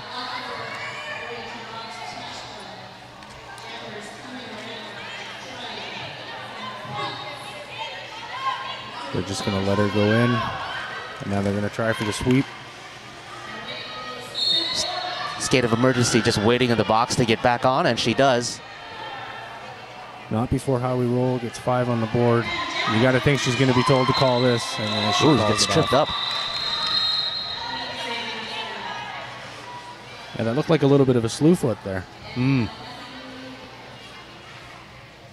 Smash Squad does get 6 points out of that jam, and they're slowly making their way back. Still got a lot of time left on the clock, 8:45 currently. So they're chipping away at that lead. As long as they can keep putting points on the board and keep the Vipers from doing the same. But the Vipers are once again in some penalty trouble. They only have 2 blockers on the track at the moment.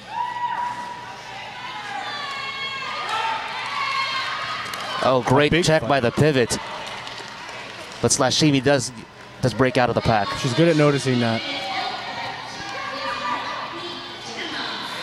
Holy shit breaks through for the Smash Squad. So she's going to try and hustle around as fast as she can to force this jammer to either get her points or call it. And she does not have lead jam.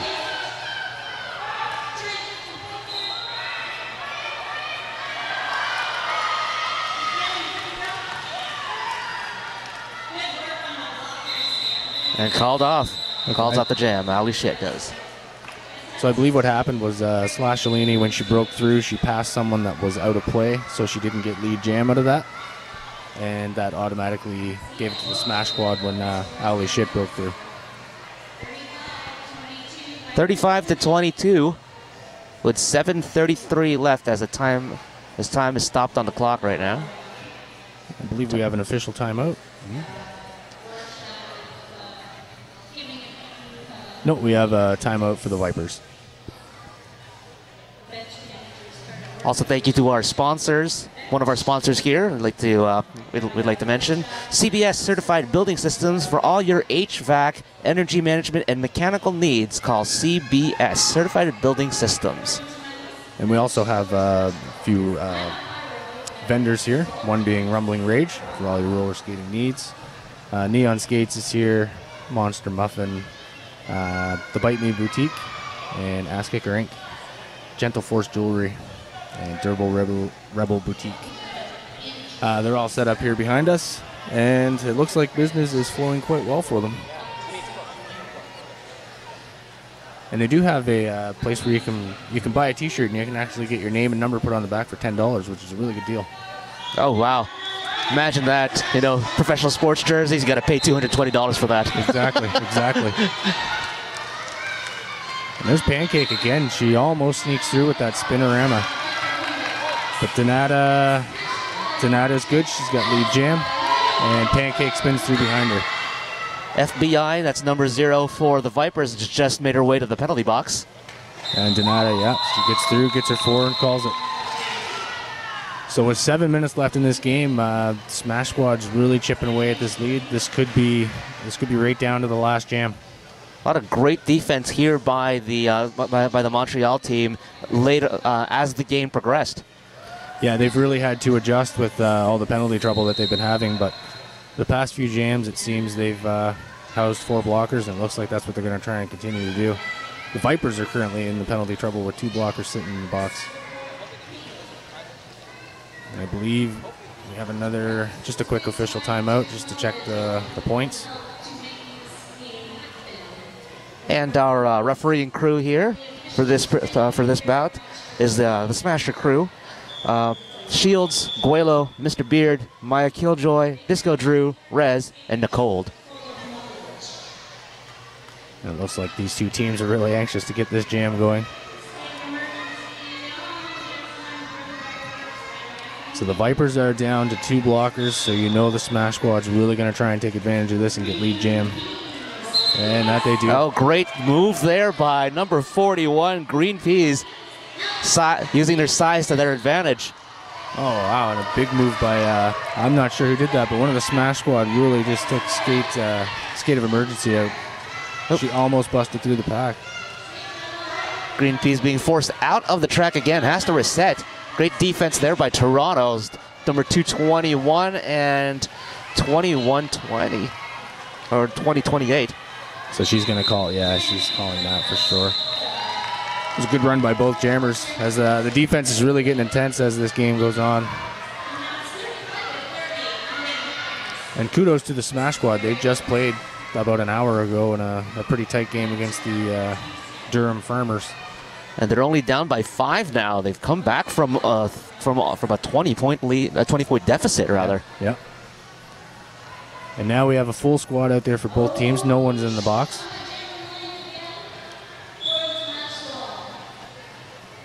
The Vipers bust out to a quick lead jam. Slashamini, and not far behind her is Owly Shit. A lot of jostling for position by the blockers. And a big hit by Lean T. Christ, and that forces the call.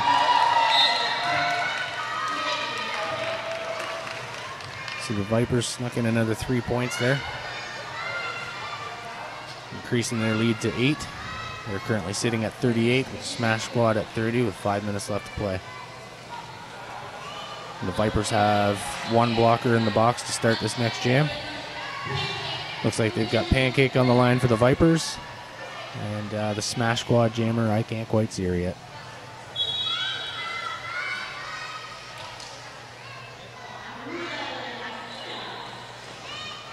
Ooh, that's 593. Amarula Makina from Montreal forced off the track, having to reset.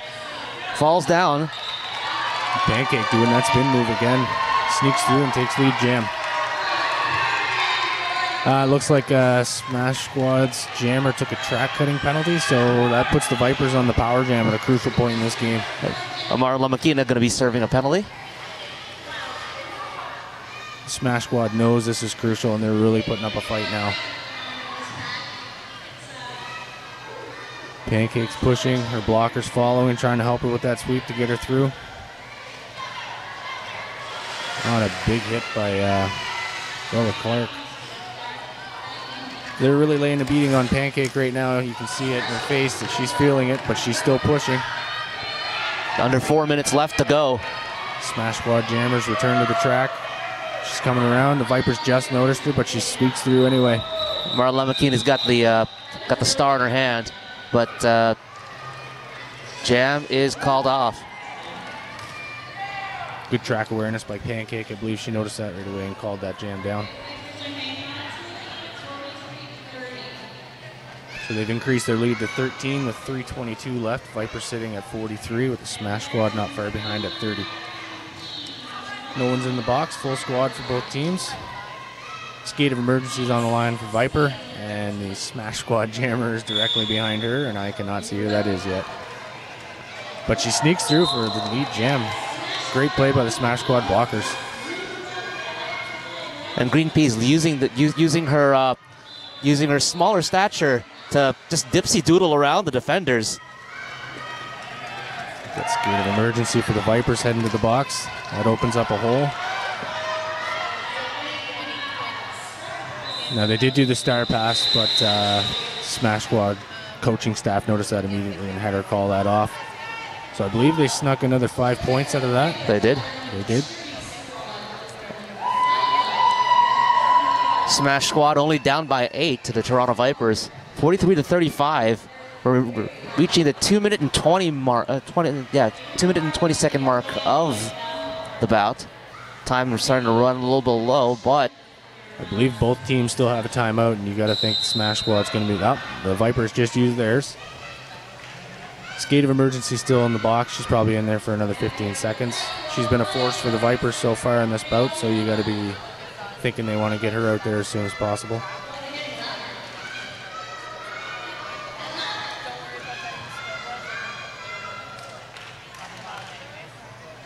it's a beautiful day outside of the arena, beautiful day inside the arena and at the bubble.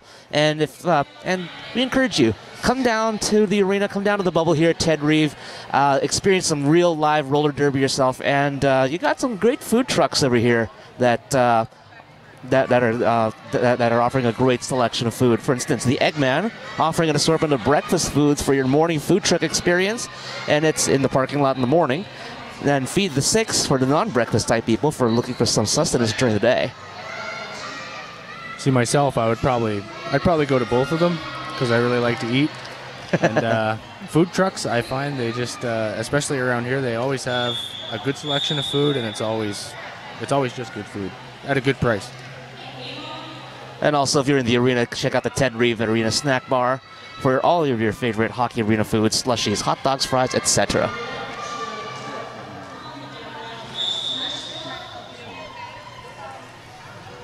So we got this jam underway.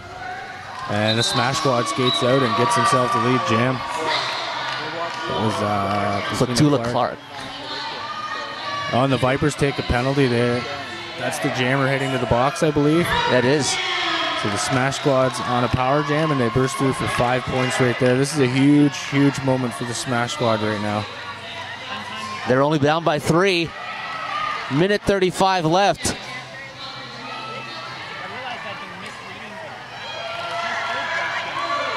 Oh, nice play there to get her out.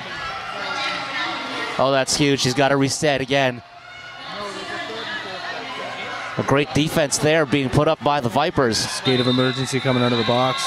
Really helped them out. But that was a good call. I believe that leaves the Vipers jammer still in, or did she get out? No, she's standing. So they're going to start this on the power jam, only trailing by 2 points with a minute left in the game. 43-41 after the Vipers had a 20-point lead. Smash Squad came right back and is on the verge. Actually, they've just taken the lead. Took the lead. Yeah, it's 44-43. So this is likely the last jam. Smash Squad is out again with lead jam, but the Vipers jammer has joined the track, and she is fighting hard to get through. She knows that this is a very urgent moment. As Lashimi gets out in front, gets out of the pack, but Ali shit back in it, forced out of the track area. He's got to reset. And so Slashimi forced out of the track area. Slashini's pushing hard. She knows she's got to get through and get these points, but Ali shit knows the same thing. Both jammers are fighting hard. Both groups of blockers are putting up a very, very, very good defensive battle. Last 4 seconds on the clock. Slashini gets through for another 4. So now we're currently looking at the Vipers at 47-44. The game clock has officially ended, but there's still 1 minute left in the jam. The Smash Squad has lead jam, so you know they're going to be looking to push this all the way. Smash Squad just took the lead. Now the Vipers get it back again, 51-48. And the Smash Squad just busted through, and I think they've taken the lead back. Smash Squad ties it up at 52. We got 40 seconds left with a tie game. Oh, what a move. Ali just breaks out. I believe she scored 5 didn't know she was. Slashini's finally getting through. She's tired, but she's pushing because she knows her team needs her to right now. 30 seconds left on the clock. 57-56. This is a 1-point game. And she busts through. Smash Squad. 15 seconds left in the jam. 61-56 now for Smash Squad. Smash Squad's coach telling her to go for it. It's 10 seconds left. Getting through. Oh, she trips up. Is she good? She's good. 1 second. And time runs out of the jam. What a nail biter down to the last jam. The Smash Squad pulls it off. From the looks of things, it's the unofficial final, but they're currently sitting at 66 with the Vipers at 57. What a chain of events here. Toronto was up by 20 early on in this jam, going into the halfway point of this bout. But the great defense by the Montreal Smash Squad held them back quite a bit, and that last, as you said, a nail biter at the last minute. You just see feel the momentum shift. You could feel it, yeah. Yeah. That last time out that the Smash Squad called seemed to really, really spin the momentum into their favor. And from that point, they just seemed to get those extra couple of points every jam, and they chipped away at that lead until that last jam. And that power jam was really beneficial for them. Yeah, both teams into penalty trouble at different points in the actual bout, and Toronto took advantage of it early, but Montreal able to get the momentum because of the penalty trouble that Toronto got themselves into. And that's how this tournament works. Smash Squad's already won their first game, and it looks like they've won their second game with a come-from-behind victory. So they'll be going into their third game with some big momentum. As you can see, they're pretty excited over there on that bench. Mm-hmm. But good on the Vipers. They came out and they fought hard. This was their first game of the day. They held the lead for a while, but Smash Squad just kept chipping away at it, and they came out the victors in this.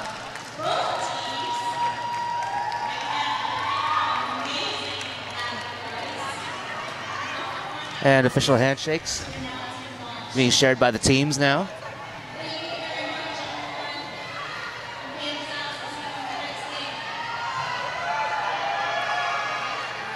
And a big thank you to the officials. A lot of people probably don't know that all of the officials in all of roller derby are volunteers. They volunteer a lot of their time. And I don't know if you've ever seen the rule book for roller derby, but it looks like an encyclopedia. There's a lot you have to learn, so it's a big commitment. So big hand to all the officials that volunteered their time today for this. I actually printed out a copy of the rule book, 105 pages on an 8.5 by 11.5 paper. I think I could read the entire Game of Thrones series quicker than I could read the derby rules. Our final score here, 65 Smash Squad, 53 Toronto Vipers. Smash Squad moves on with their second win in a row.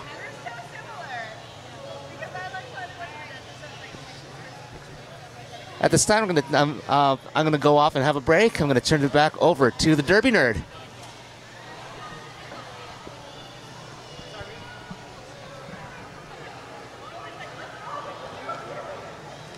realized I've been reading the bracket wrong, and there is no third place. Oh, so the winner of the Consolation Bracket actually goes to the championship game. That's not a third place game. Okay, makes sense. Yeah. See this game? Most of it, yeah. I thought the Vipers.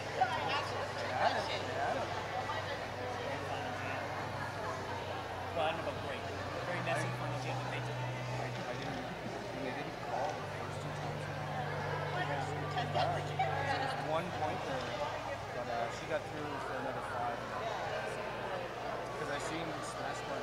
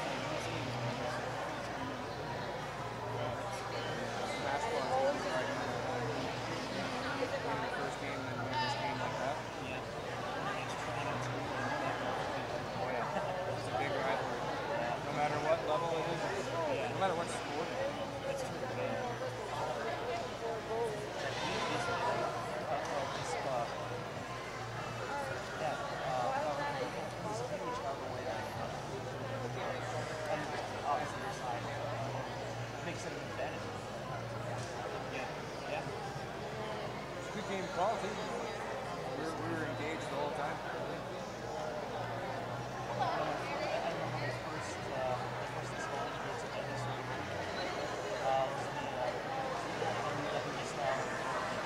Oh, yeah.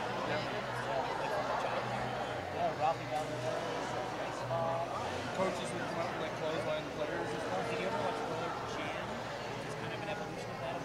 Late 90s. I did watch that a couple of times, but I don't remember a lot of it. It's Roller Jam. It was on a right? Oh, that's why. Yeah.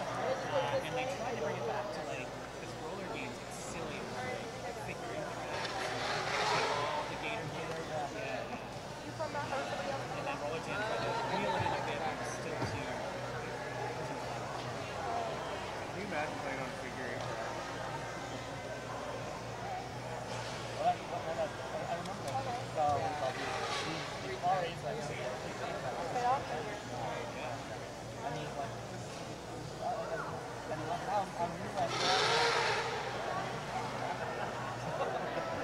Even the old bank track, I don't know if I've always wanted to skate on one, but see some hits happen on that where they're coming up and someone sees them coming up and make contact with the top of that ramp by the rail. And I don't know if I want to do that or not.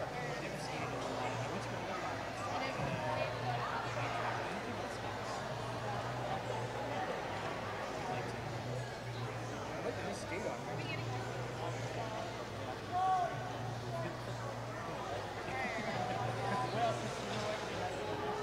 Yeah, I know.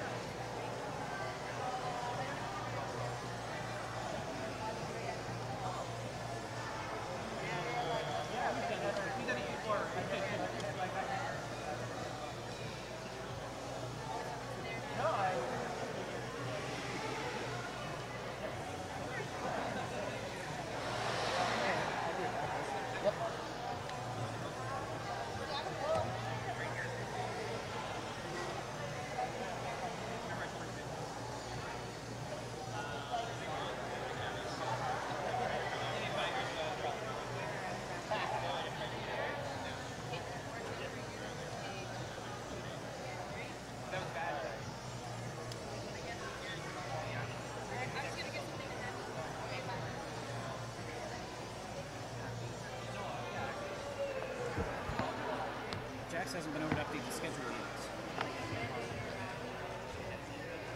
She apologized to me. Yeah. It's funny too.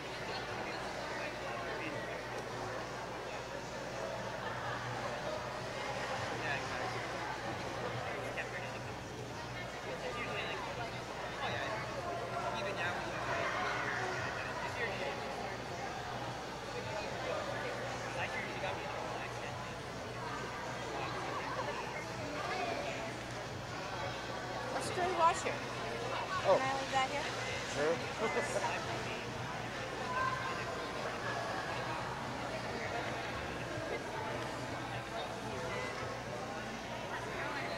How you doing? Good, how are you doing? Good to see you. Okay, cool. I'm working on a theme. I'm thinking can't pistol weight, Yes, you mentioned this. right? So we all need a hockey mask, machete, and butterfly. Right? And we started like a group chat soon. Yes. So anyone can throw their ideas in. Yeah, So yeah. you're doing it the same way.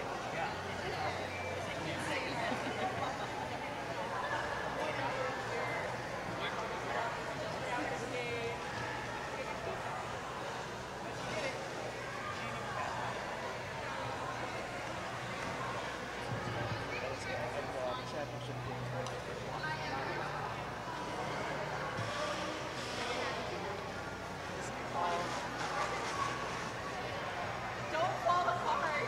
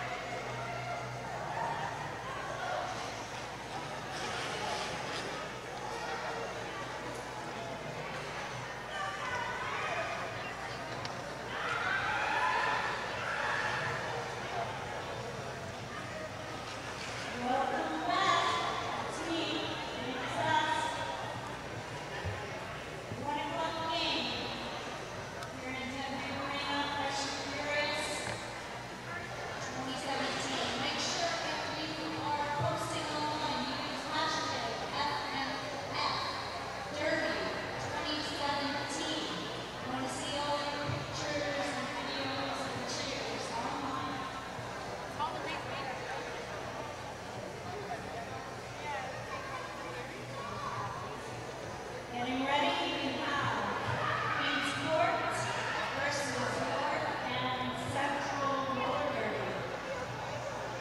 North and Central Roller Derby is comprised of several leagues. Orangeville Roller Derby, Norfolk, Celtic Roller Derby, and Wellington Roller Derby. They're all come together, the freshest and newest and finest rich Roadwood, Elmfish, Brazil, Saucy Ross, Rosie Fever, Baskin Brothers, Rocket Macho, Ethan Conquer, Chaos Man, Smart Ash, White Rider, Harley Quinn, Malahide, Cute, Intermoine, Gang, Major, Unleashed, and Marshall, and Molly, I'm not very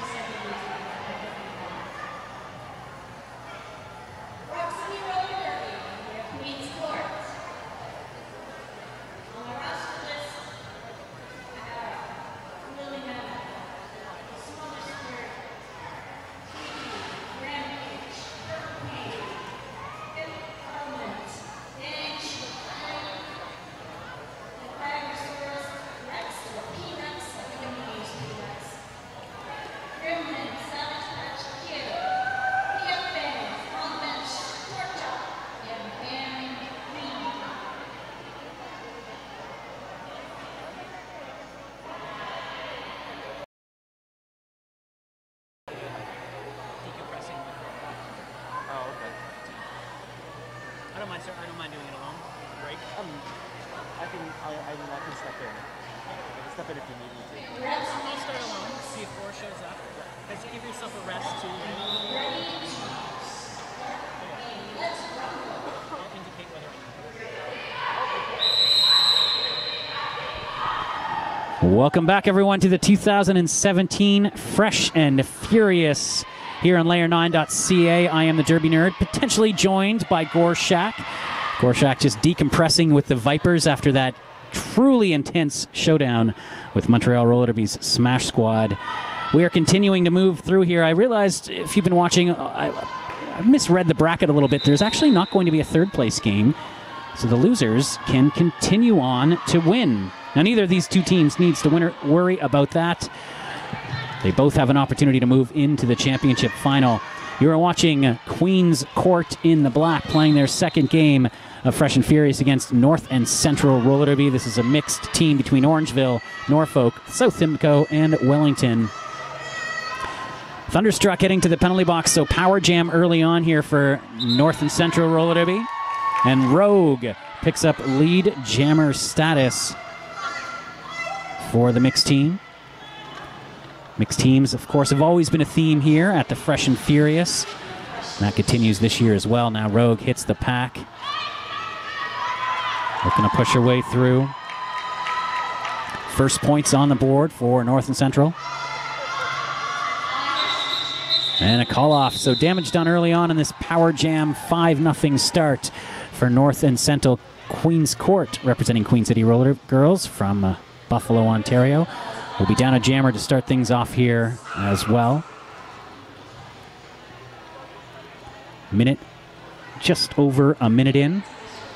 Still working on making sure we have a consistent scoreboard overlay. I see that we do have it now. It's been flickering in and out. Give us some time here as we have all of our equipment split over the 2 tracks.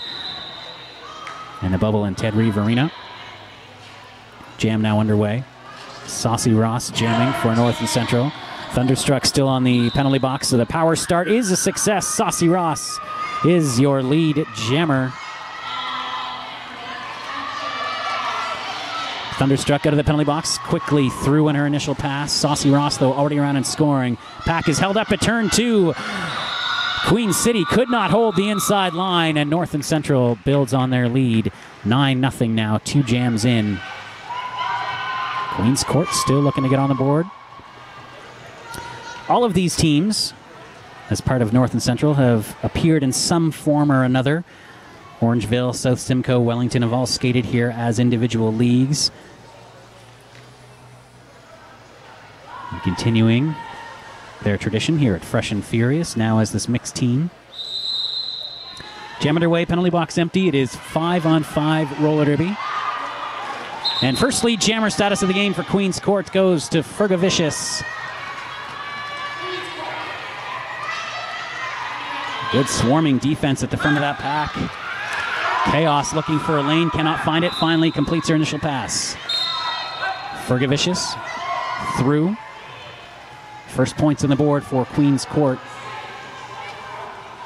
Chaos Lynn trying to stay ahead of Fergavicious. Both jammers approaching the pack at turn 3. A collision there just on the cusp of the back stretch. No points are going to be on the board on that second pass. So 9-4 remains the score. Just over 3 minutes into this game. If you are just tuning in, we are playing WFTDA rules, but of course these are 20-minute micro games. Each team gets 2 timeouts, an official review, and it takes 4 penalties for you to foul out. It's a pseudo double elimination tournament, so if you do lose, you have a chance to win the consolation bracket and advance back into the final. Formaldehyde jamming for North and Central. It looks like she's going to pick up a back block penalty, so power jam for Queen's Court. Cassidy Dope gets exited just on the cusp of turn 1. Now tries to go right through the middle, takes a big hit from Rashkin Robbins. Baskin Robbins going 1-on-1, finally peeled away from the jammer. Cassidy Dope still looking for a lane and gets knocked once again down by Robbins. Great penalty kill here from the 2 lone North and Central blockers. Cassidy again forced on the inside. A low block penalty, though, being issued to the blocker in white. That's Smartash heading to the penalty box. Penalty is over to Formaldehyde. So Power Jam was very well negated by the defense of North and Central. Cass back on the track. Or Cass is lead jammer as Formaldehyde is back on the track. Jinxie Jones with the exit hit drags Formaldehyde back to the backstretch. Cass now in the track, falls the second apex. Formaldehyde through in her initial pass. Packs are bunched up at turn 4 and sneaking through on the inside. Cassidy Dope picking up points, calls it off. 4 on the board. A hard fought 4 points. Queen's Court now within 1, down 9-8, just over 5 minutes in. Fresh and the Furious would like to thank Mill Street Brewery. Mill Street Brewery is a local Toronto craft brewery committed to brewing award-winning beers. They've been a long-time supporter of the Fresh and the Furious, and we definitely thank them for the delicious beverages. If you'd like to talk to us or talk to yourselves as you watch, use the hashtag FNF2017 on Twitter.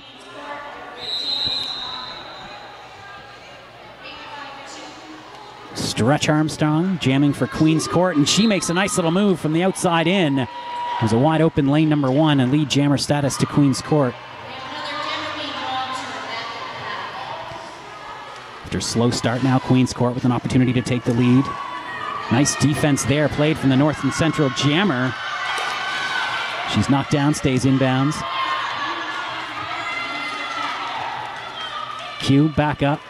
Takes another hit from Jinxie Jones as through the pack end scoring is Stretch Armstrong with the grand slam. Stretch through. Defense was focused on the offense. That's one of the hardest transitions to make in roller derby. Being aware of the D and the O at the same time. And you can see there that North and Central just was not ready for the defense as they try and get Q through in her initial pass. Meanwhile, Queen's Court has scored 10. Have completely turned this game around, and another grand slam scored for Stretch Armstrong. It's a 15-0 jam.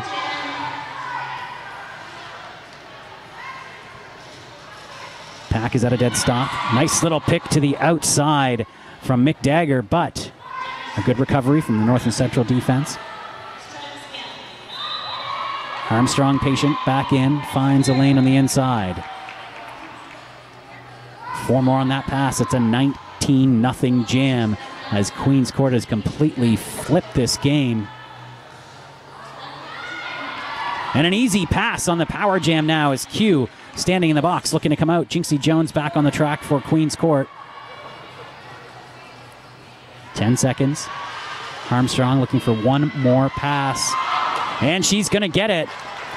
Biggest jam of the tournament so far. A 28-pointer when all is said and done in Queen's Court, pulling ahead 36-9.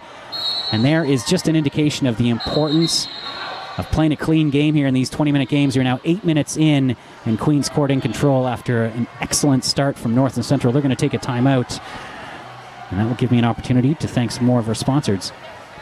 Still haven't heard from Gorshak, but as you saw, if you've been watching, she had that intense game against the Smash Squad, and the Vipers just decompressing right now, having a little bit of a post-game chat. So we will be hearing from Gorshak, though, a little later in the day. But we can thank our another one of our sponsors, CBS Certified Building Systems. For all you HVAC, energy management, and mechanical needs, call CBS. I'd also like to thank Magnum Fire Protection, helping individuals and businesses, large or small, to stop fire before it happens. Call Magnum Fire for all your fire prevention needs. This is the 8th edition, in some form or another, of this Fresh and Furious tournament, dating all the way back to the Virgin Suicides Brawl in 2008. That was won by Hammer City Roller Derby's Death Row Dames. The 1-point win over the Slaughter Daughters in the round-robin style tournament at the time. The defending champion, Roller Derby Quebec, is not here this year. For the first time since 2012, Roller Derby Quebec not sending representatives to the Fresh and Furious tournament. But that opens the doors for one of these teams potentially. Thunderstruck through, and the run continues for the Queen's Court. Another lead jammer status. Chaos Lynn through as well. Initial pass complete. Thunderstruck, though, quickly back around and scoring. Makes a nice little move to the inside. Bench imploring her to call it off. She does so just in time as Chaos Lynn was about to approach 4 points.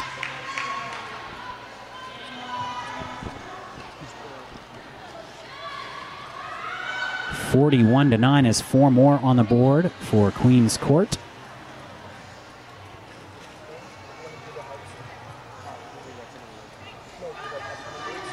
It's going to be a pack advantage for North and Central. Both jammers on the track.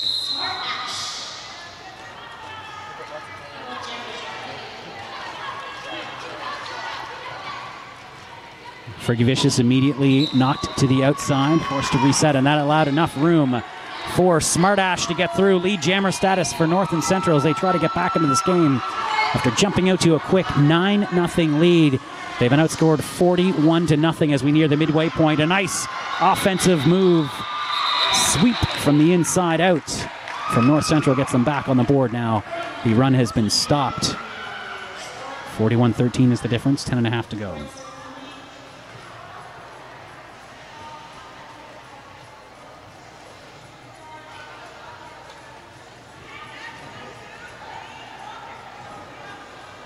Penalty box. Gloriously empty, 5-on-5 roller derby. And North and Central looking to continue this bit of a pushback. And lead jammer status does go to Stretch Armstrong. So Queen's Court continuing. Show strong play. Initial pass, though, is complete for Quiet Riot.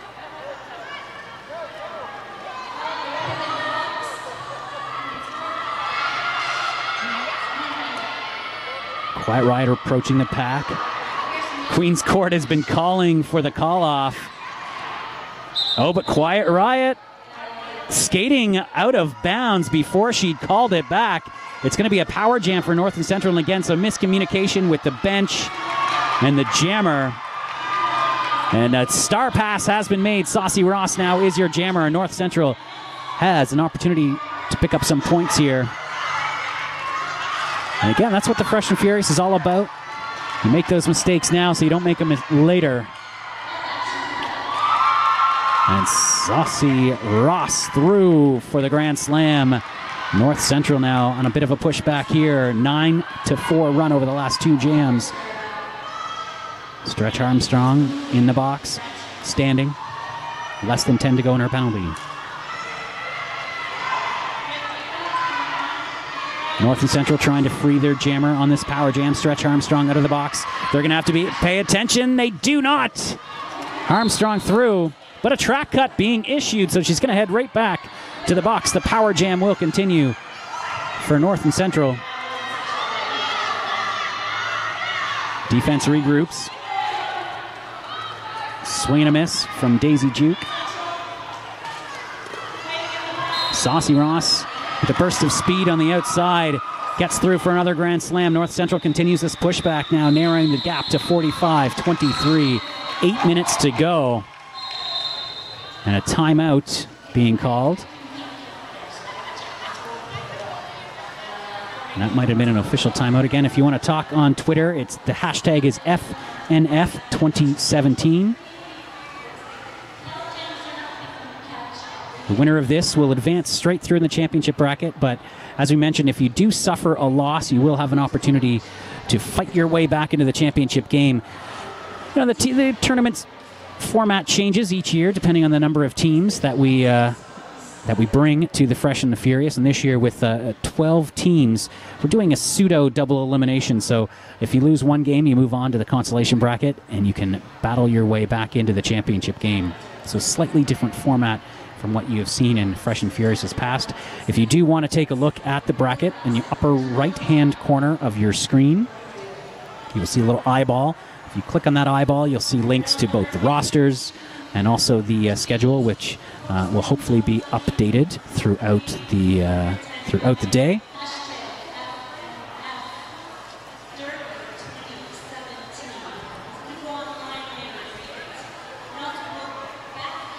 If you're just tuning in, it's Queen's Court in the black, North and Central in the white. North and Central made up of Orangeville RollerGirls, Norfolk Roller Derby, South Simcoe Rebel Rollers, and Wellington Roller Derby.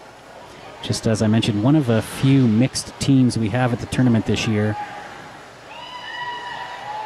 And a lot of teams borrowing. So, for example, I know the Windsor Assault this year from the Border City Roller Derby has borrowed a few skaters from Detroit. So we have some cross-border teams as well playing in the Fresh and the Furious.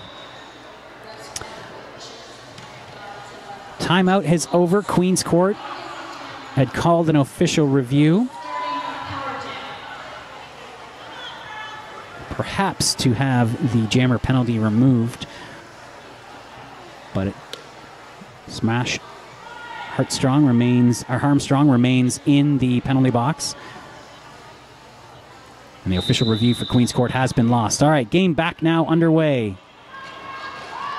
North and Central on a bit of a run here as they try to get back into this game. Going with Rogue once again. She kicked things off well with the lead jammer status on the initial jam and gets another one here. So power start was a success. Stretch Armstrong back onto the track. Oh, and Rogue with a bit of a early call off on that one again.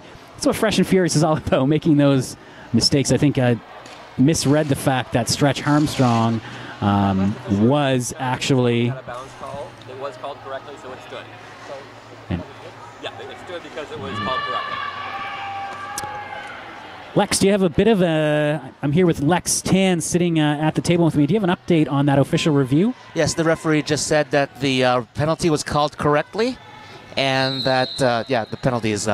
Right, the skating out of bounds penalty. So that was the official review. Thank you very much.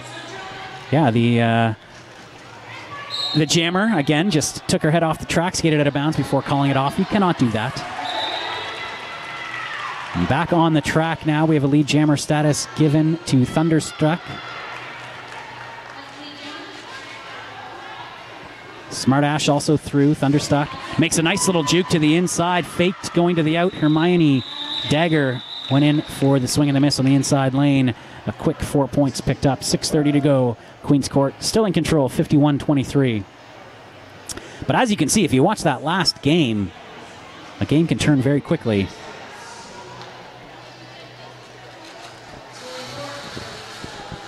.6:15 to go. Queen's Court in control. They've got all of their blockers on the track.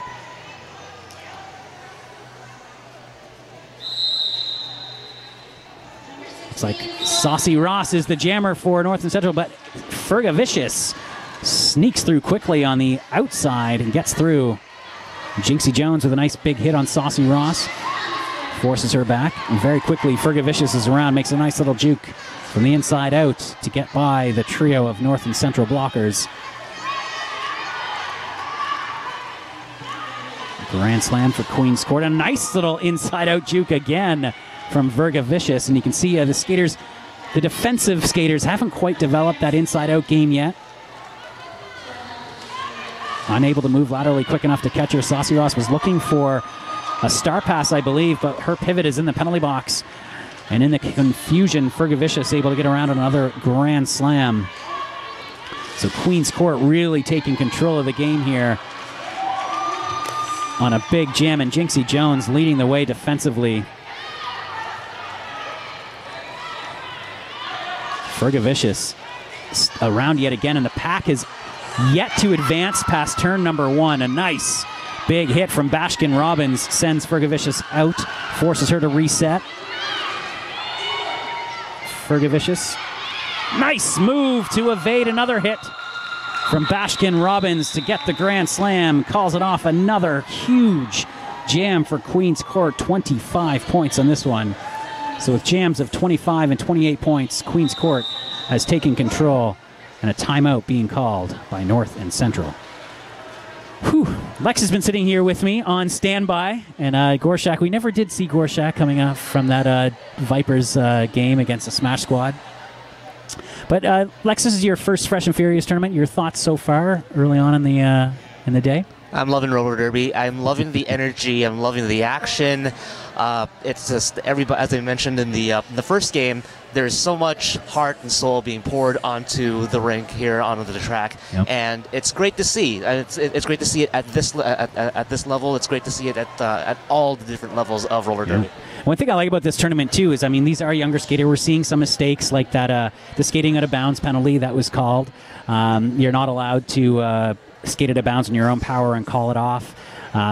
Which makes sense, but we see those mistakes being made in this game. It's kind of like watching the World Junior Hockey Championships, for example. They're so exciting because when they get a little older, the mistakes are less and less, and as teams become more experienced, they make those mistakes less and less. And once a team gets a lead, for example, it's hard to really turn it around in roller derby. But here in Fresh and Furious, we see massive swings in momentum. Just based on a tiny little mistake. In the previous game between Montreal and Toronto, Toronto was up by 20 points, and Montreal did come back and take the game away from them. Here, it's about a 30 or 53-point lead as far as I can calculate right now, and but that's not an insurmountable amount of points. No, not at all. There's still 4 minutes to go. We're going to get 2 or 3 more jams in here. Oh, but we have a high block called onto Chaos Lynn. And that is going to make a comeback a little bit more challenging. Stretch Armstrong making her way around, entering the pack again. Stretch hits that pack hard. Gets past that wall 3. Kitty Kitty Bang Bang was the last line of defense on the outside. The captain of North and Central. Armstrong. There she goes again. Oh, great move there. And again, later on in Derby, as these skaters will advance, they'll get that lateral movement down a little bit more. But a lot of these people, even if they do have skating backgrounds, they're not used to skating on the quads yet, and can't quite take advantage of the edges. And it's quad skating and inline skating and ice skating are 3 totally different skill sets. Absolutely. There's obviously a lot of crossover when it comes to maybe leg work, but when it comes down to using your edges and turning and lateral movement, it's a totally different ballgame, to mix metaphors. Chaos back onto the track, but she got forced out by the defense. She's got to reset. Queen's Court going long in this jam, working the clock. With a pretty comfortable lead right now. They're on a 35-0 run. And I think Stretch has had enough and potentially could call it off. No, and she's being sent on a... Yes, that's right. She'd been knocked out of bounds. I was wondering about that and stepped right back onto the track in front of everyone. You must re-enter behind any skater who was in front of you on the track when you exited, so as not to use the out of bounds for an advantage. And Stretch Armstrong, another little bit of a mental blip there, will send her to the penalty box. Just over 2 minutes left here. It's 2 minutes and 15 seconds left in the bout. 86-31 for Queen's Court. And we're going to have a bit of a break here between games. Not too much. We'll be back with a game at 2 p.m. So depending on how long this one goes, but with only 2 minutes left here. The referees are now consulting with the scoreboard operators, just making sure that all the points are put on the board. It was a scrappy last jam and a lot of points for both teams. 14-8 was the total.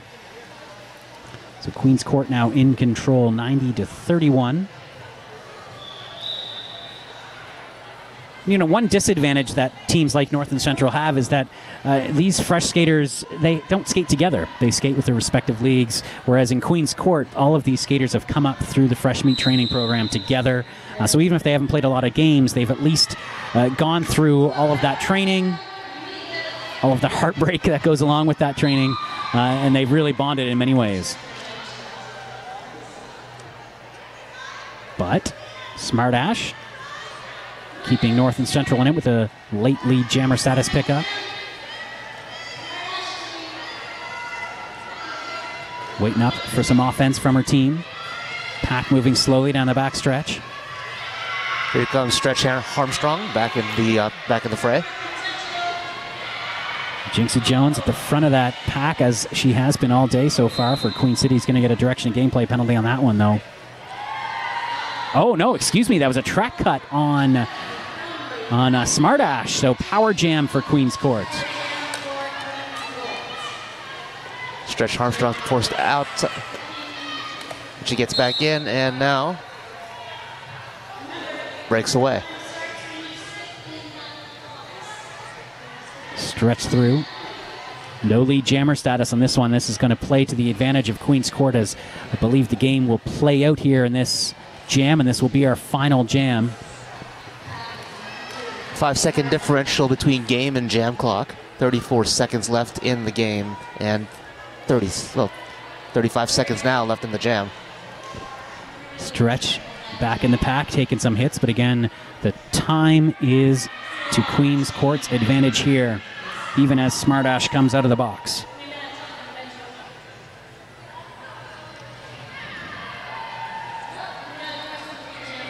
Ash through for 5.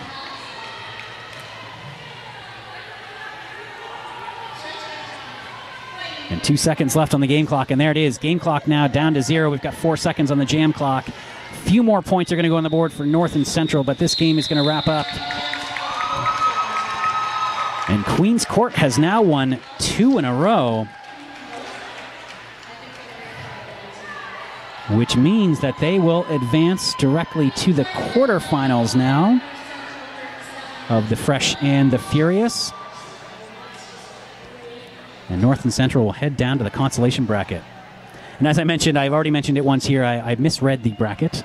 There will not be a third place game this year, so the winner of the Consolation Bracket will actually get to advance right to the final. So it's a great second chance opportunity. Just waiting on official word on the final score, but it looks to be 95 Queen's Court and 37 North and Central. We know who won. It's just about making an official score now. And there it is. The referee indicating that that is now official. So 95-37 is the difference. Queen's Court moving on to the quarterfinals of Fresh and Furious 2017. And we're going to take a bit of a break. We've got a lunchtime break here in the schedule. So no more games on the Ted Reeve track until 2 p.m. But be sure to come in for that one. Still games going on, too, in the bubble. So if you want to switch feeds, catch the final game there as we head into the quarterfinals. For Lex Tan, I'm the Derby Nerd, and we will be back at 2 p.m. with more Fresh and Furious 2017. So